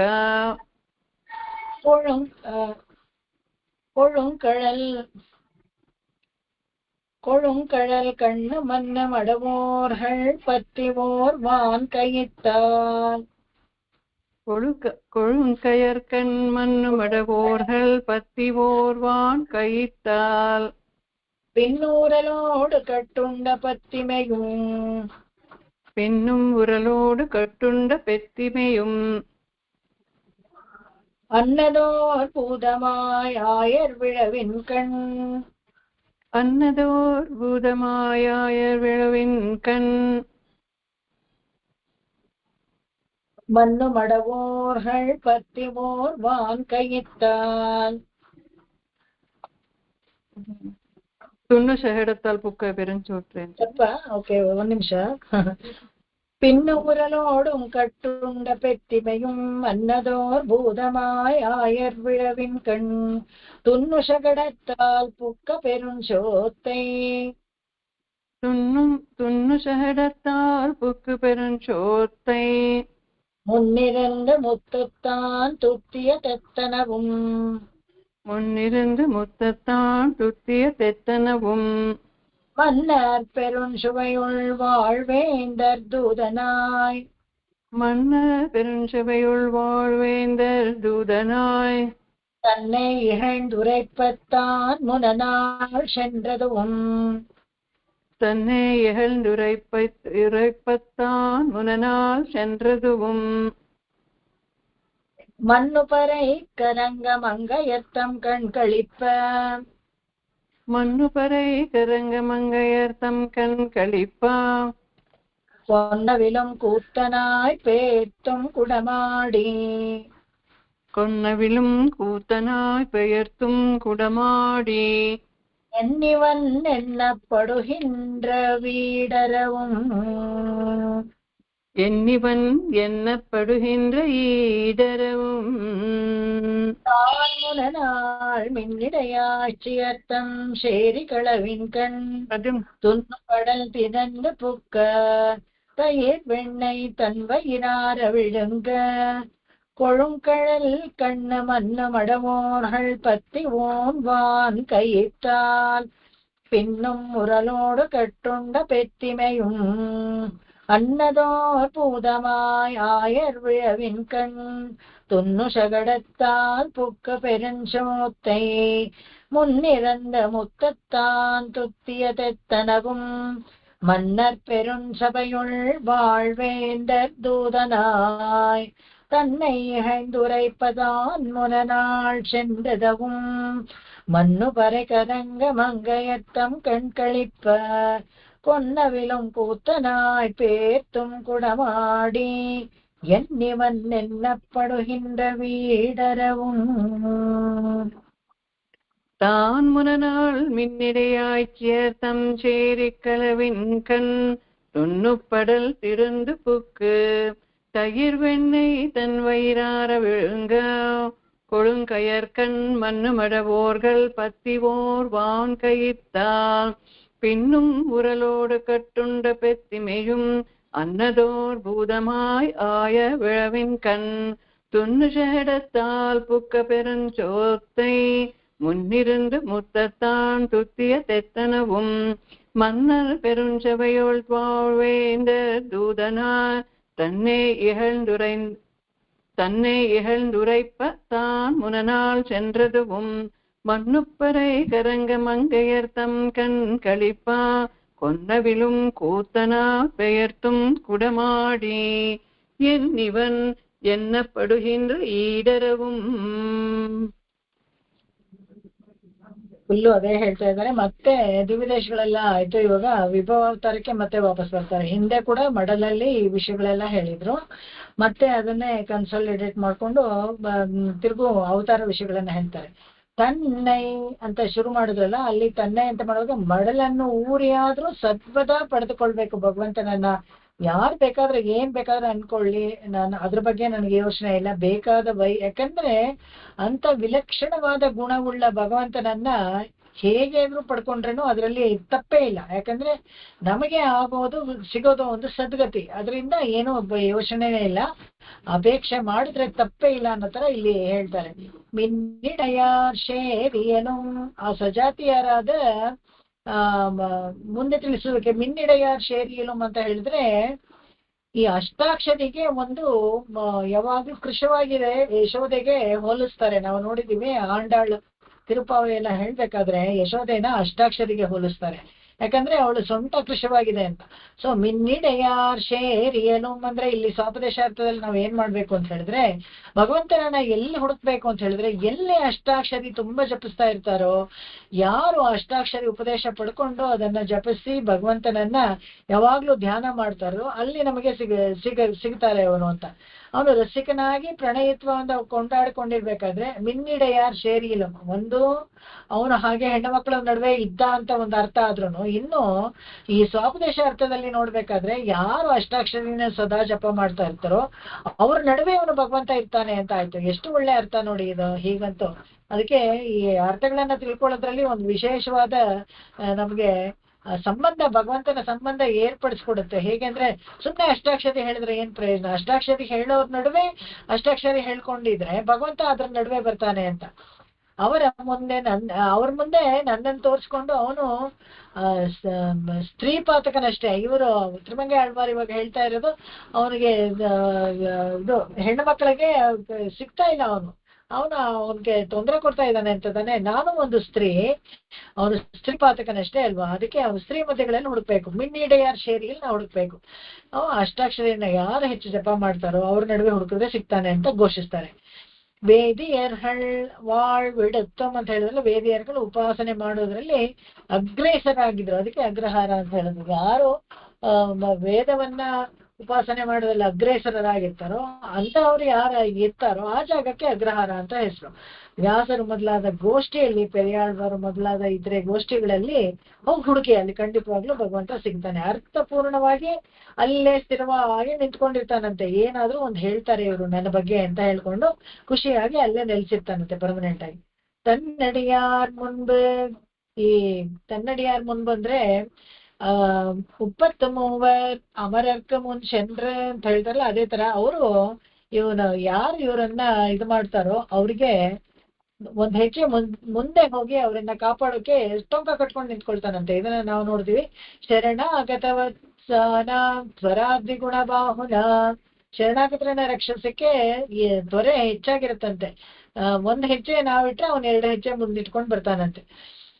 ಆತರ ಇವನ್ಗೆ ಇದರಲ್ಲಿ ತನ್ನಡಿಯಾರ್ ಮುನ್ಬ ಗುಣದಾಸ್ಯ ಉಪಾಗತ ಅಂತ ಹೇಳ್ತಾರೆ. ರಾಮಾಯಣದಲ್ಲಿ ಕೂಡ ಈ ಗುಣಕ್ಕೆ ಅವನು ಮಾರು ಹೋಗ್ತಾನೆ, ಅವನು ಗುಣಕ್ಕೆ ದಾಸನಾಗ್ತಾನೆ ಅಂತ ಹೇಳಿ ಹೇಳ್ದಂತೆ. ಅವನು ಗುಣಜ್ಞಾನದಿಂದಲೇ ಜೀವಿಸಿರುವ ಕೆಲವರು ಇರ್ತಾರಲ್ಲ, ಅವ್ರ ಮಧ್ಯೆ ಇರ್ತಾನಂತೆ. ನಮ್ಮ ಆಳ್ವಾರು ಮೊದಲಾದವರೆಲ್ಲ ಗುಣ, ಅವರು ಕೇವಲ ಗುಣದಿಂದಲೇ ಅವ್ರ ಗುಣವನ್ನ ನೋಡಿ, ಅವ್ರು ಯಾವ ಕುಲದಲ್ಲಿ ಇರ್ತಾರೆ ಏನಿರ್ತಾರೆ ಅದನ್ನೆಲ್ಲ ಭಗವಂತ ನೋಡೋದೇ ಇಲ್ಲ, ಅವರ ಗುಣವನ್ನ ನೋಡ್ತಾನೆ. ಮೊದಲಾದವರು ಅವ್ರ ಮುಂದೆ ಅವರ ಗುಣವನ್ನ ಇರುವುದು ಹೇಗೆ ನೋಡಿ ಅಂತ ಹೇಳ್ಕೊಂಡು ಭಗವಂತನನ್ನ ರೂಪ ತೋರಿಸಿ ಅವರಿಗೆ ಒಂದು ನೃಶಂಸ, ಅವನಂತ ಹೇಳಿದ್ರೆ ಅವನಿಗೆ ಪಕ್ಷಪಾತ ಇಲ್ಲ. ಯಾರು ನಿಜವಾದ ಭಕ್ತಿಯನ್ನ ತೋರಿಸ್ತಾರೋ ಅವ್ರ ಎದುರುಗಡೆ ಬಂದು ನಿಂತ್ಕೊಳ್ತಾನೆ ಅಂತ. ಇಲ್ಲಿ ಧರಣಿ ಮುಳುದಾಳು, ಒಂದು ಧರಣಿ ಮುಳುದಾಳು ಅಂತ ಹೇಳಿದ್ರೆ ಇಡೀ ರಾಜ್ಯವನ್ನ ನಿರ್ವಾಹ ಮಾಡ್ತಾ ರಾಜರುಗಳಿರ್ತಾರಲ್ಲ, ಇವನ ಪ್ರತಾಪಗಳನ್ನ ಕೇಳಿ ಕೊಂಡಾಡುತ್ತಿರುವರಲ್ಲ ಅವರು ಕೂಡ, ಎಷ್ಟೆಷ್ಟು ದೊಡ್ಡ ದೊಡ್ಡ ರಾಜರುಗಳು ಕೂಡ ಅವರೆಲ್ಲ ಪರಾಕ್ರಮದಲ್ಲಿ ಏನು ಕಡಿಮೆ ಇಲ್ಲ, ಆದ್ರೆ ಅವರು ಕೂಡ ಭಗವಂತನ ಕೊಂಡಾಡ್ತಾರೆ. ಎಲ್ಲಿ ನಾವು ನೋಡಿದ್ವಿ, ಕುಲಶೇಖರ ಆಳ್ವಾರ್ ಕೂಡ ಅಷ್ಟೇನೆ ರಂಗನಾಥನನ್ನ ಕೊಂಡಾಡ್ತಾರೆ, ರಾಮನನ್ನ ಕೊಂಡಾಡ್ತಾರೆ. ಎಲ್ಲರೂ ಹಾಗೆ ರಾಜರುಗಳು ಅವರವರು ಭಗವಂತನನ್ನೇ ಕೊಂಡಾಡ್ತಾರಲ್ಲ, ಅಲ್ಲಿ ಹೋಗಿ ಅವನು ಅವಾಗೇನ್ ಮಾಡ್ತಾನೆ, ಅವರಿಗೆ ರಕ್ಷಕರಾಗಿ ನಿಂತ್ಕೊಳ್ತಾನಂತೆ. ಅಬಲೆಯಾದ ಅವನು ಕೃಶವಾದ ರೂಪ ತೋರಿ ಅವನು ಅವರನ್ನ ಇದು ಕಾಪಾಡ್ತಾನಂತೆ. ಹೇಗೆ ಅಂತ ಹೇಳಿದ್ರೆ ಇವಾಗ ಅಂಥವ್ರನ್ನೆಲ್ಲ ಕಾಪಾಡೋನ್ಗೆ ನಾನು ಅಬಲೆ, ಯಾರು ಪರಾಂಕುಶ ಇಲ್ಲಿ ಇವರು ಪರಕಾಲ ನಾಯಕಿ ನಾನು ಅಬಲೆ, ಕೃಶವಾಗಿ ಬೇರೆ ಇದ್ದೀನಿ. ಯಾಕೆ ಅಂತ ಹೇಳಿದ್ರೆ ಭಗವಂತ ಸಿಕ್ಕದೇ ಇರೋ ಕಾರಣದಿಂದ ನಾನು ಕೃಶವಾಗಿ ಹೋಗ್ಬಿಟ್ಟಿದ್ದೀನಿ. ನನ್ನನ್ನ ಅವನು ಕಾಪಾಡ್ಬೇಡ್ವೆ, ನೀವೆಲ್ಲ ಹೋಗಿ ಕೇಳಿ ಅಂತ. ಇನ್ನೊಂದು ಚಿಕ್ಕ ಪ್ಯಾರಾಗ್ರಾಫ್ ಇದೆ ಇದು, ಬಟ್ ಇದನ್ನ ಬೇಕಾದ್ರೆ ನೆಕ್ಸ್ಟ್ ಕ್ಲಾಸ್ ಅಲ್ಲಿ ಮುಗಿಸ್ಕೊಳ್ಳೋಣ. ಇದು ಮುಗಿಸ್ಕೊಂಡು ರಾಮಾನುಜನ್ ತಂದಾದಿ ಸ್ಟಾರ್ಟ್ ಮಾಡೋಣ.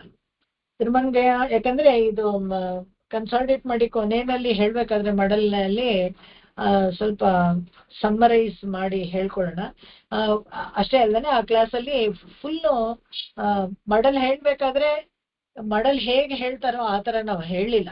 ನನಗೆ ಅದು ಚೆನ್ನಾಗಿ ಗೊತ್ತು, ಯಾಕಂದ್ರೆ ನೀವು ಎಲ್ಲ ಮನಸ್ಸಲ್ಲಿ ಅನ್ಕೊಂಡಿರ್ಬೋದು ದೇವಸ್ಥಾನದಲ್ಲೆಲ್ಲ ಹೀಗೆಲ್ಲ ಪಾರಾಯಣ ಮಾಡಲ್ವಲ್ಲ ಅಂತ. ಆದ್ರೆ ಹಾಗೆ ನಾವು ಹೇಳ್ಕೊಂಡ್ರೆ ಅರ್ಥ ಹೇಳ್ಬೇಕಾದ್ರೆ ಸ್ವಲ್ಪ ಶ್ರಮ ಆಗ್ತಾ ಇತ್ತು. ಮಡಲ್ ಯಾವ ತರ ಯಾವ ರಾಗದಲ್ಲಿ ಹಾಡ್ತಾರೋ ಅದನ್ನ ನಾವು ನೆಕ್ಸ್ಟ್ 2 ಶಿರಿಯ ಮಡಲು ಅಷ್ಟೇ, ಪೆರಿಯ ಮಡಲು ಅಷ್ಟೇನೆ ಹಾಡ್ಕೊಂಡು ಅದನ್ನ ರಿಪೀಟ್ ಮಾಡ್ಕೊಂಡು ಆಮೇಲೆ ಈ ಚಿಕ್ಕ ಪ್ಯಾರಾಗ್ರಾಫ್ ಒಂದು ಉಳಿದಿದೆಯಲ್ಲ ಅದನ್ನ ಹೇಳ್ಕೊಂಡು ನಾಲಾಯರ ದಿವ್ಯ ಪ್ರಬಂಧ ಮುಗಿಸ್ಕೊಳ್ಳೋಣ. ತುಂಬಾ ಸಂತೋಷವಾದ ಸಂಗತಿ ನನಗೆ. ಹೇಗೋ ಒಂಥರ ದೀರ್ಘಕಾಲವಾಗಿ ನಾಲಾಯರ ದಿವ್ಯ ಪ್ರಬಂಧವನ್ನು ಹೇಳ್ಕೊಂಡು ರಾಮಾನುಜನ್ ಉತ್ತಂದಾದಿ ಒಂದ್ಸತಿ ನಾನು ಹೇಳ್ಕೊಟ್ಟಿದ್ದೀನಿ ಕ್ಲಾಸಲ್ಲಿ. ಮತ್ತೆ ಇದನ್ನ ಮೀನಿಂಗ್ ಸಹಿತ ಬೇಕಾದ್ರೆ ಹೇಳ್ಕೊಳ್ಳೋಣ, ಅದರಿಂದ ಏನು ನಷ್ಟ ಇಲ್ಲ ನಮ್ಗೆ. ಅದನ್ನ ಹೇಳ್ಕೊಂಡು ಪ್ರಬಂಧದ ಪೂರ್ತಿ ನಾಲಾಯರ ಪ್ರಬಂಧವನ್ನ ಮುಗಿಸ್ಕೊಳ್ಳೋಣ. ಗ್ರಾಜುಯೇಷನ್ ಅಂತ ಹೇಳ್ತಾರಲ್ಲ ಆ ತರ. ಬಟ್ ಯಾರು ಗ್ರಾಜುಯೇಷನ್ ಅಂತ ಅನ್ಕೊಂಡ್ಬಾರ್ದು, ನನ್ನನ್ನು ಕೂಡ ನಾನು ಹಾಗೆ ಅನ್ಕೊಳ್ತೀನಿ. ಯಾಕೆ ಅಂತ ಹೇಳಿದ್ರೆ ಇನ್ನು ಕೂಡ ಯಾರಾದ್ರೂ ಒಬ್ರು ಚೆನ್ನಾಗಿ ಪ್ರಬಂಧ ಹೇಳ್ತಾರೆ ಹಾಡ್ತಾರೆ ಅಂದ್ರೆ ಅಯ್ಯೋ ನನಗೆ ಆತರ ಬರ್ತಾ ಇಲ್ವಲ್ಲ, ರಾಗದಲ್ಲಿ ನನ್ಗೆ ಬರ್ತಾ ಇಲ್ವಲ್ಲ ಅಂತ ಅನ್ನಿಸ್ಬೇಕು. ಹಾಗೆ ನಾನು ಕಲ್ತ್ಕೊಳ್ಬೇಕಲ್ಲ ಅಂತ ಅನ್ನಿಸ್ಕೊಳ್ಬೇಕು. ಇದಕ್ಕೆ ಏನ್ ಮಾಡ್ಬೇಕು ಅಂದ್ರೆ ಕೃಷಿ ಮಾಡ್ಬೇಕು. ಒಂದು ಕ್ಲಾಸಲ್ಲಿ ಹೇಳ್ಕೊಟ್ರು ಆಮೇಲೆ ಬಿಟ್ಬಿಡ್ಬಾರ್ದು. ದಯವಿಟ್ಟು ಎಲ್ಲರೂ ಮತ್ತೆ ಮತ್ತೆ ಪ್ರಾಕ್ಟೀಸ್ ಮಾಡಿ. ದಿನ ಒಂದು 50 ಪಾಶ್ರವನ್ನ ದಿವ್ಯ ಪ್ರಬಂಧದಿಂದ ಹೇಳ್ಕೊಳ್ಳೋದು ಅಂತ ಇಟ್ಕೊಳ್ಳಿ. 1 ಅಧ್ಯಾಯ ಭಗವದ್ಗೀತೆಯನ್ನ ಪಠಿಸೋದು ಅಂತ ಇಟ್ಕೊಳ್ಳಿ. ಏನು ನಿಮ್ ರುಟೀನಲ್ಲಿ ಇವತ್ತೆಲ್ಲ 1 ಗಂಟೆ ಕಾಲ ಕೂಡ ಹೋಗೋದಿಲ್ಲ, ಅಷ್ಟಕ್ಕಿಂತ ಕಡಿಮೆನೇ ಆಗುತ್ತೆ. ನಾವು ನೋಡ್ತೀವಿ ಒಂದು 50 ಪಾಶ್ರ ಹೇಳಕ್ಕೆ 100 ಪಾಶ್ರ ಹೇಳಕ್ಕೆ 1 hour ಬೇಕು, 50 ಪಾಶ್ರ ಹೇಳಕ್ಕೆ ½ an hour ಸಾಕು. ಅದು ನೀವು ಚೆನ್ನಾಗಿ ಹೇಳ್ತಾ ಹೇಳ್ತಾ ಪಳಗ್ಬಿಟ್ರೆ ಬೇಗನೆ ಹೇಳ್ಕೋಬಹುದು. ಸೊ ಇದನ್ನ ನೀವು ಮಾಡ್ತಾ ಇದ್ರೆ ಖಂಡಿತವಾಗ್ಲೂ ಇನ್ನೂ ಹೆಚ್ಚು ಹೆಚ್ಚು ಆಸೆ ಬರುತ್ತೆ, ಇನ್ನೂ ಹೆಚ್ಚು ಕೇಳಬೇಕು ಅಂತ ಅನ್ಸತ್ತೆ. ನಾನು ಹೇಳ್ಕೊಟ್ಟಿದ್ದಕ್ಕೆ ಸಾರ್ಥಕವಾಯ್ತು ಅಂತಾನು ಅನ್ಕೊಳ್ತೀನಿ. ಎಲ್ಲರಿಗೂ ನಮಸ್ಕಾರ. ತುಂಬಾ ಧನ್ಯವಾದಗಳು ಮೇಡಮ್. ತುಂಬಾ ಧನ್ಯವಾದಗಳು ಮೇಡಮ್. ಇರ್ಲಿ. ಶರಣಂ ಆಕಾಶಾತ್ ಪತಿತಂತೋಯಂ ಯಥಾ ಗಚ್ಚತಿ ಸಾಗರಂ ಸರ್ವದೇವ ನಮಸ್ಕಾರಃ ಕೇಶವಂ ಪ್ರತಿ ಗಚ್ಚತಿ ಕೇಶವಂ ಪ್ರತಿ ಗಚ್ಚತಿ ಕೇಶವಂ ಪ್ರತಿ ಗಚ್ಚತಿ. ಓಂ ಶಾಂತಿ ಶಾಂತಿ ಶಾಂತಿ. ಕಾಯೇನ ವಾಚಾ ಮನಸೇಂದ್ರಿಯೇರ್ವಾ ಬುದ್ಧ್ಯಾತ್ಮನಾ ವಾ ಪ್ರಕೃತಿ ಸ್ವಭಾವಾತ್ ಕರೋಮಿ ಯದ್ಯತ್ ಸಕಲಂ ತಸ್ಮೈ ನಾರಾಯಣಾಯೇತಿ ಸಮರ್ಪಯಾಮಿ. ಇದೊಂದು ವಿಶೇಷ ಇದು ಅನೌನ್ಸ್ಮೆಂಟ್ ಏನಪ್ಪಾ ಅಂತ ಹೇಳಿದ್ರೆ, ನಾಳೆ ಇಲ್ಲಿ ಶ್ರೀನಿವಾಸ ದೇವಸ್ಥಾನದಲ್ಲಿ ಇದು ತೇರು.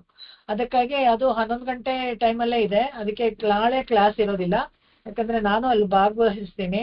ಅದಕ್ಕೆ ನಾಳೆ ಅದು ಮತ್ತೆ ನಾಡಿದ್ದು ನಮ್ಮೂರಲ್ಲಿ ತೇರಿದೆ, ಅಲ್ಲಿಗೆ ಬಹುಶಃ ನಾನು ಊರಿಗೆ ಹೋಗ್ತೀನಿ.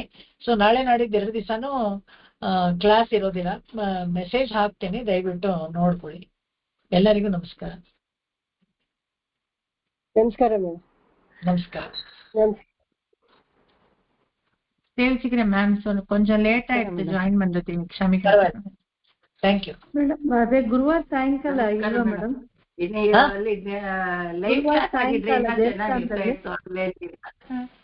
ಎಲ್ಲಿ ದೇವಸ್ಥಾನದಲ್ಲಿ ಅದೇ ನೀವ್ ಹೇಳಿದ್ರಲ್ಲ, ಅದೇ ಇದು ದಯಾಶತಿಕ 5ನೇ ತಾರೀಕು ಸಾಯಂಕಾಲ. ಏನ್ ಟೈಮು ಲೀಲಾವತಿ?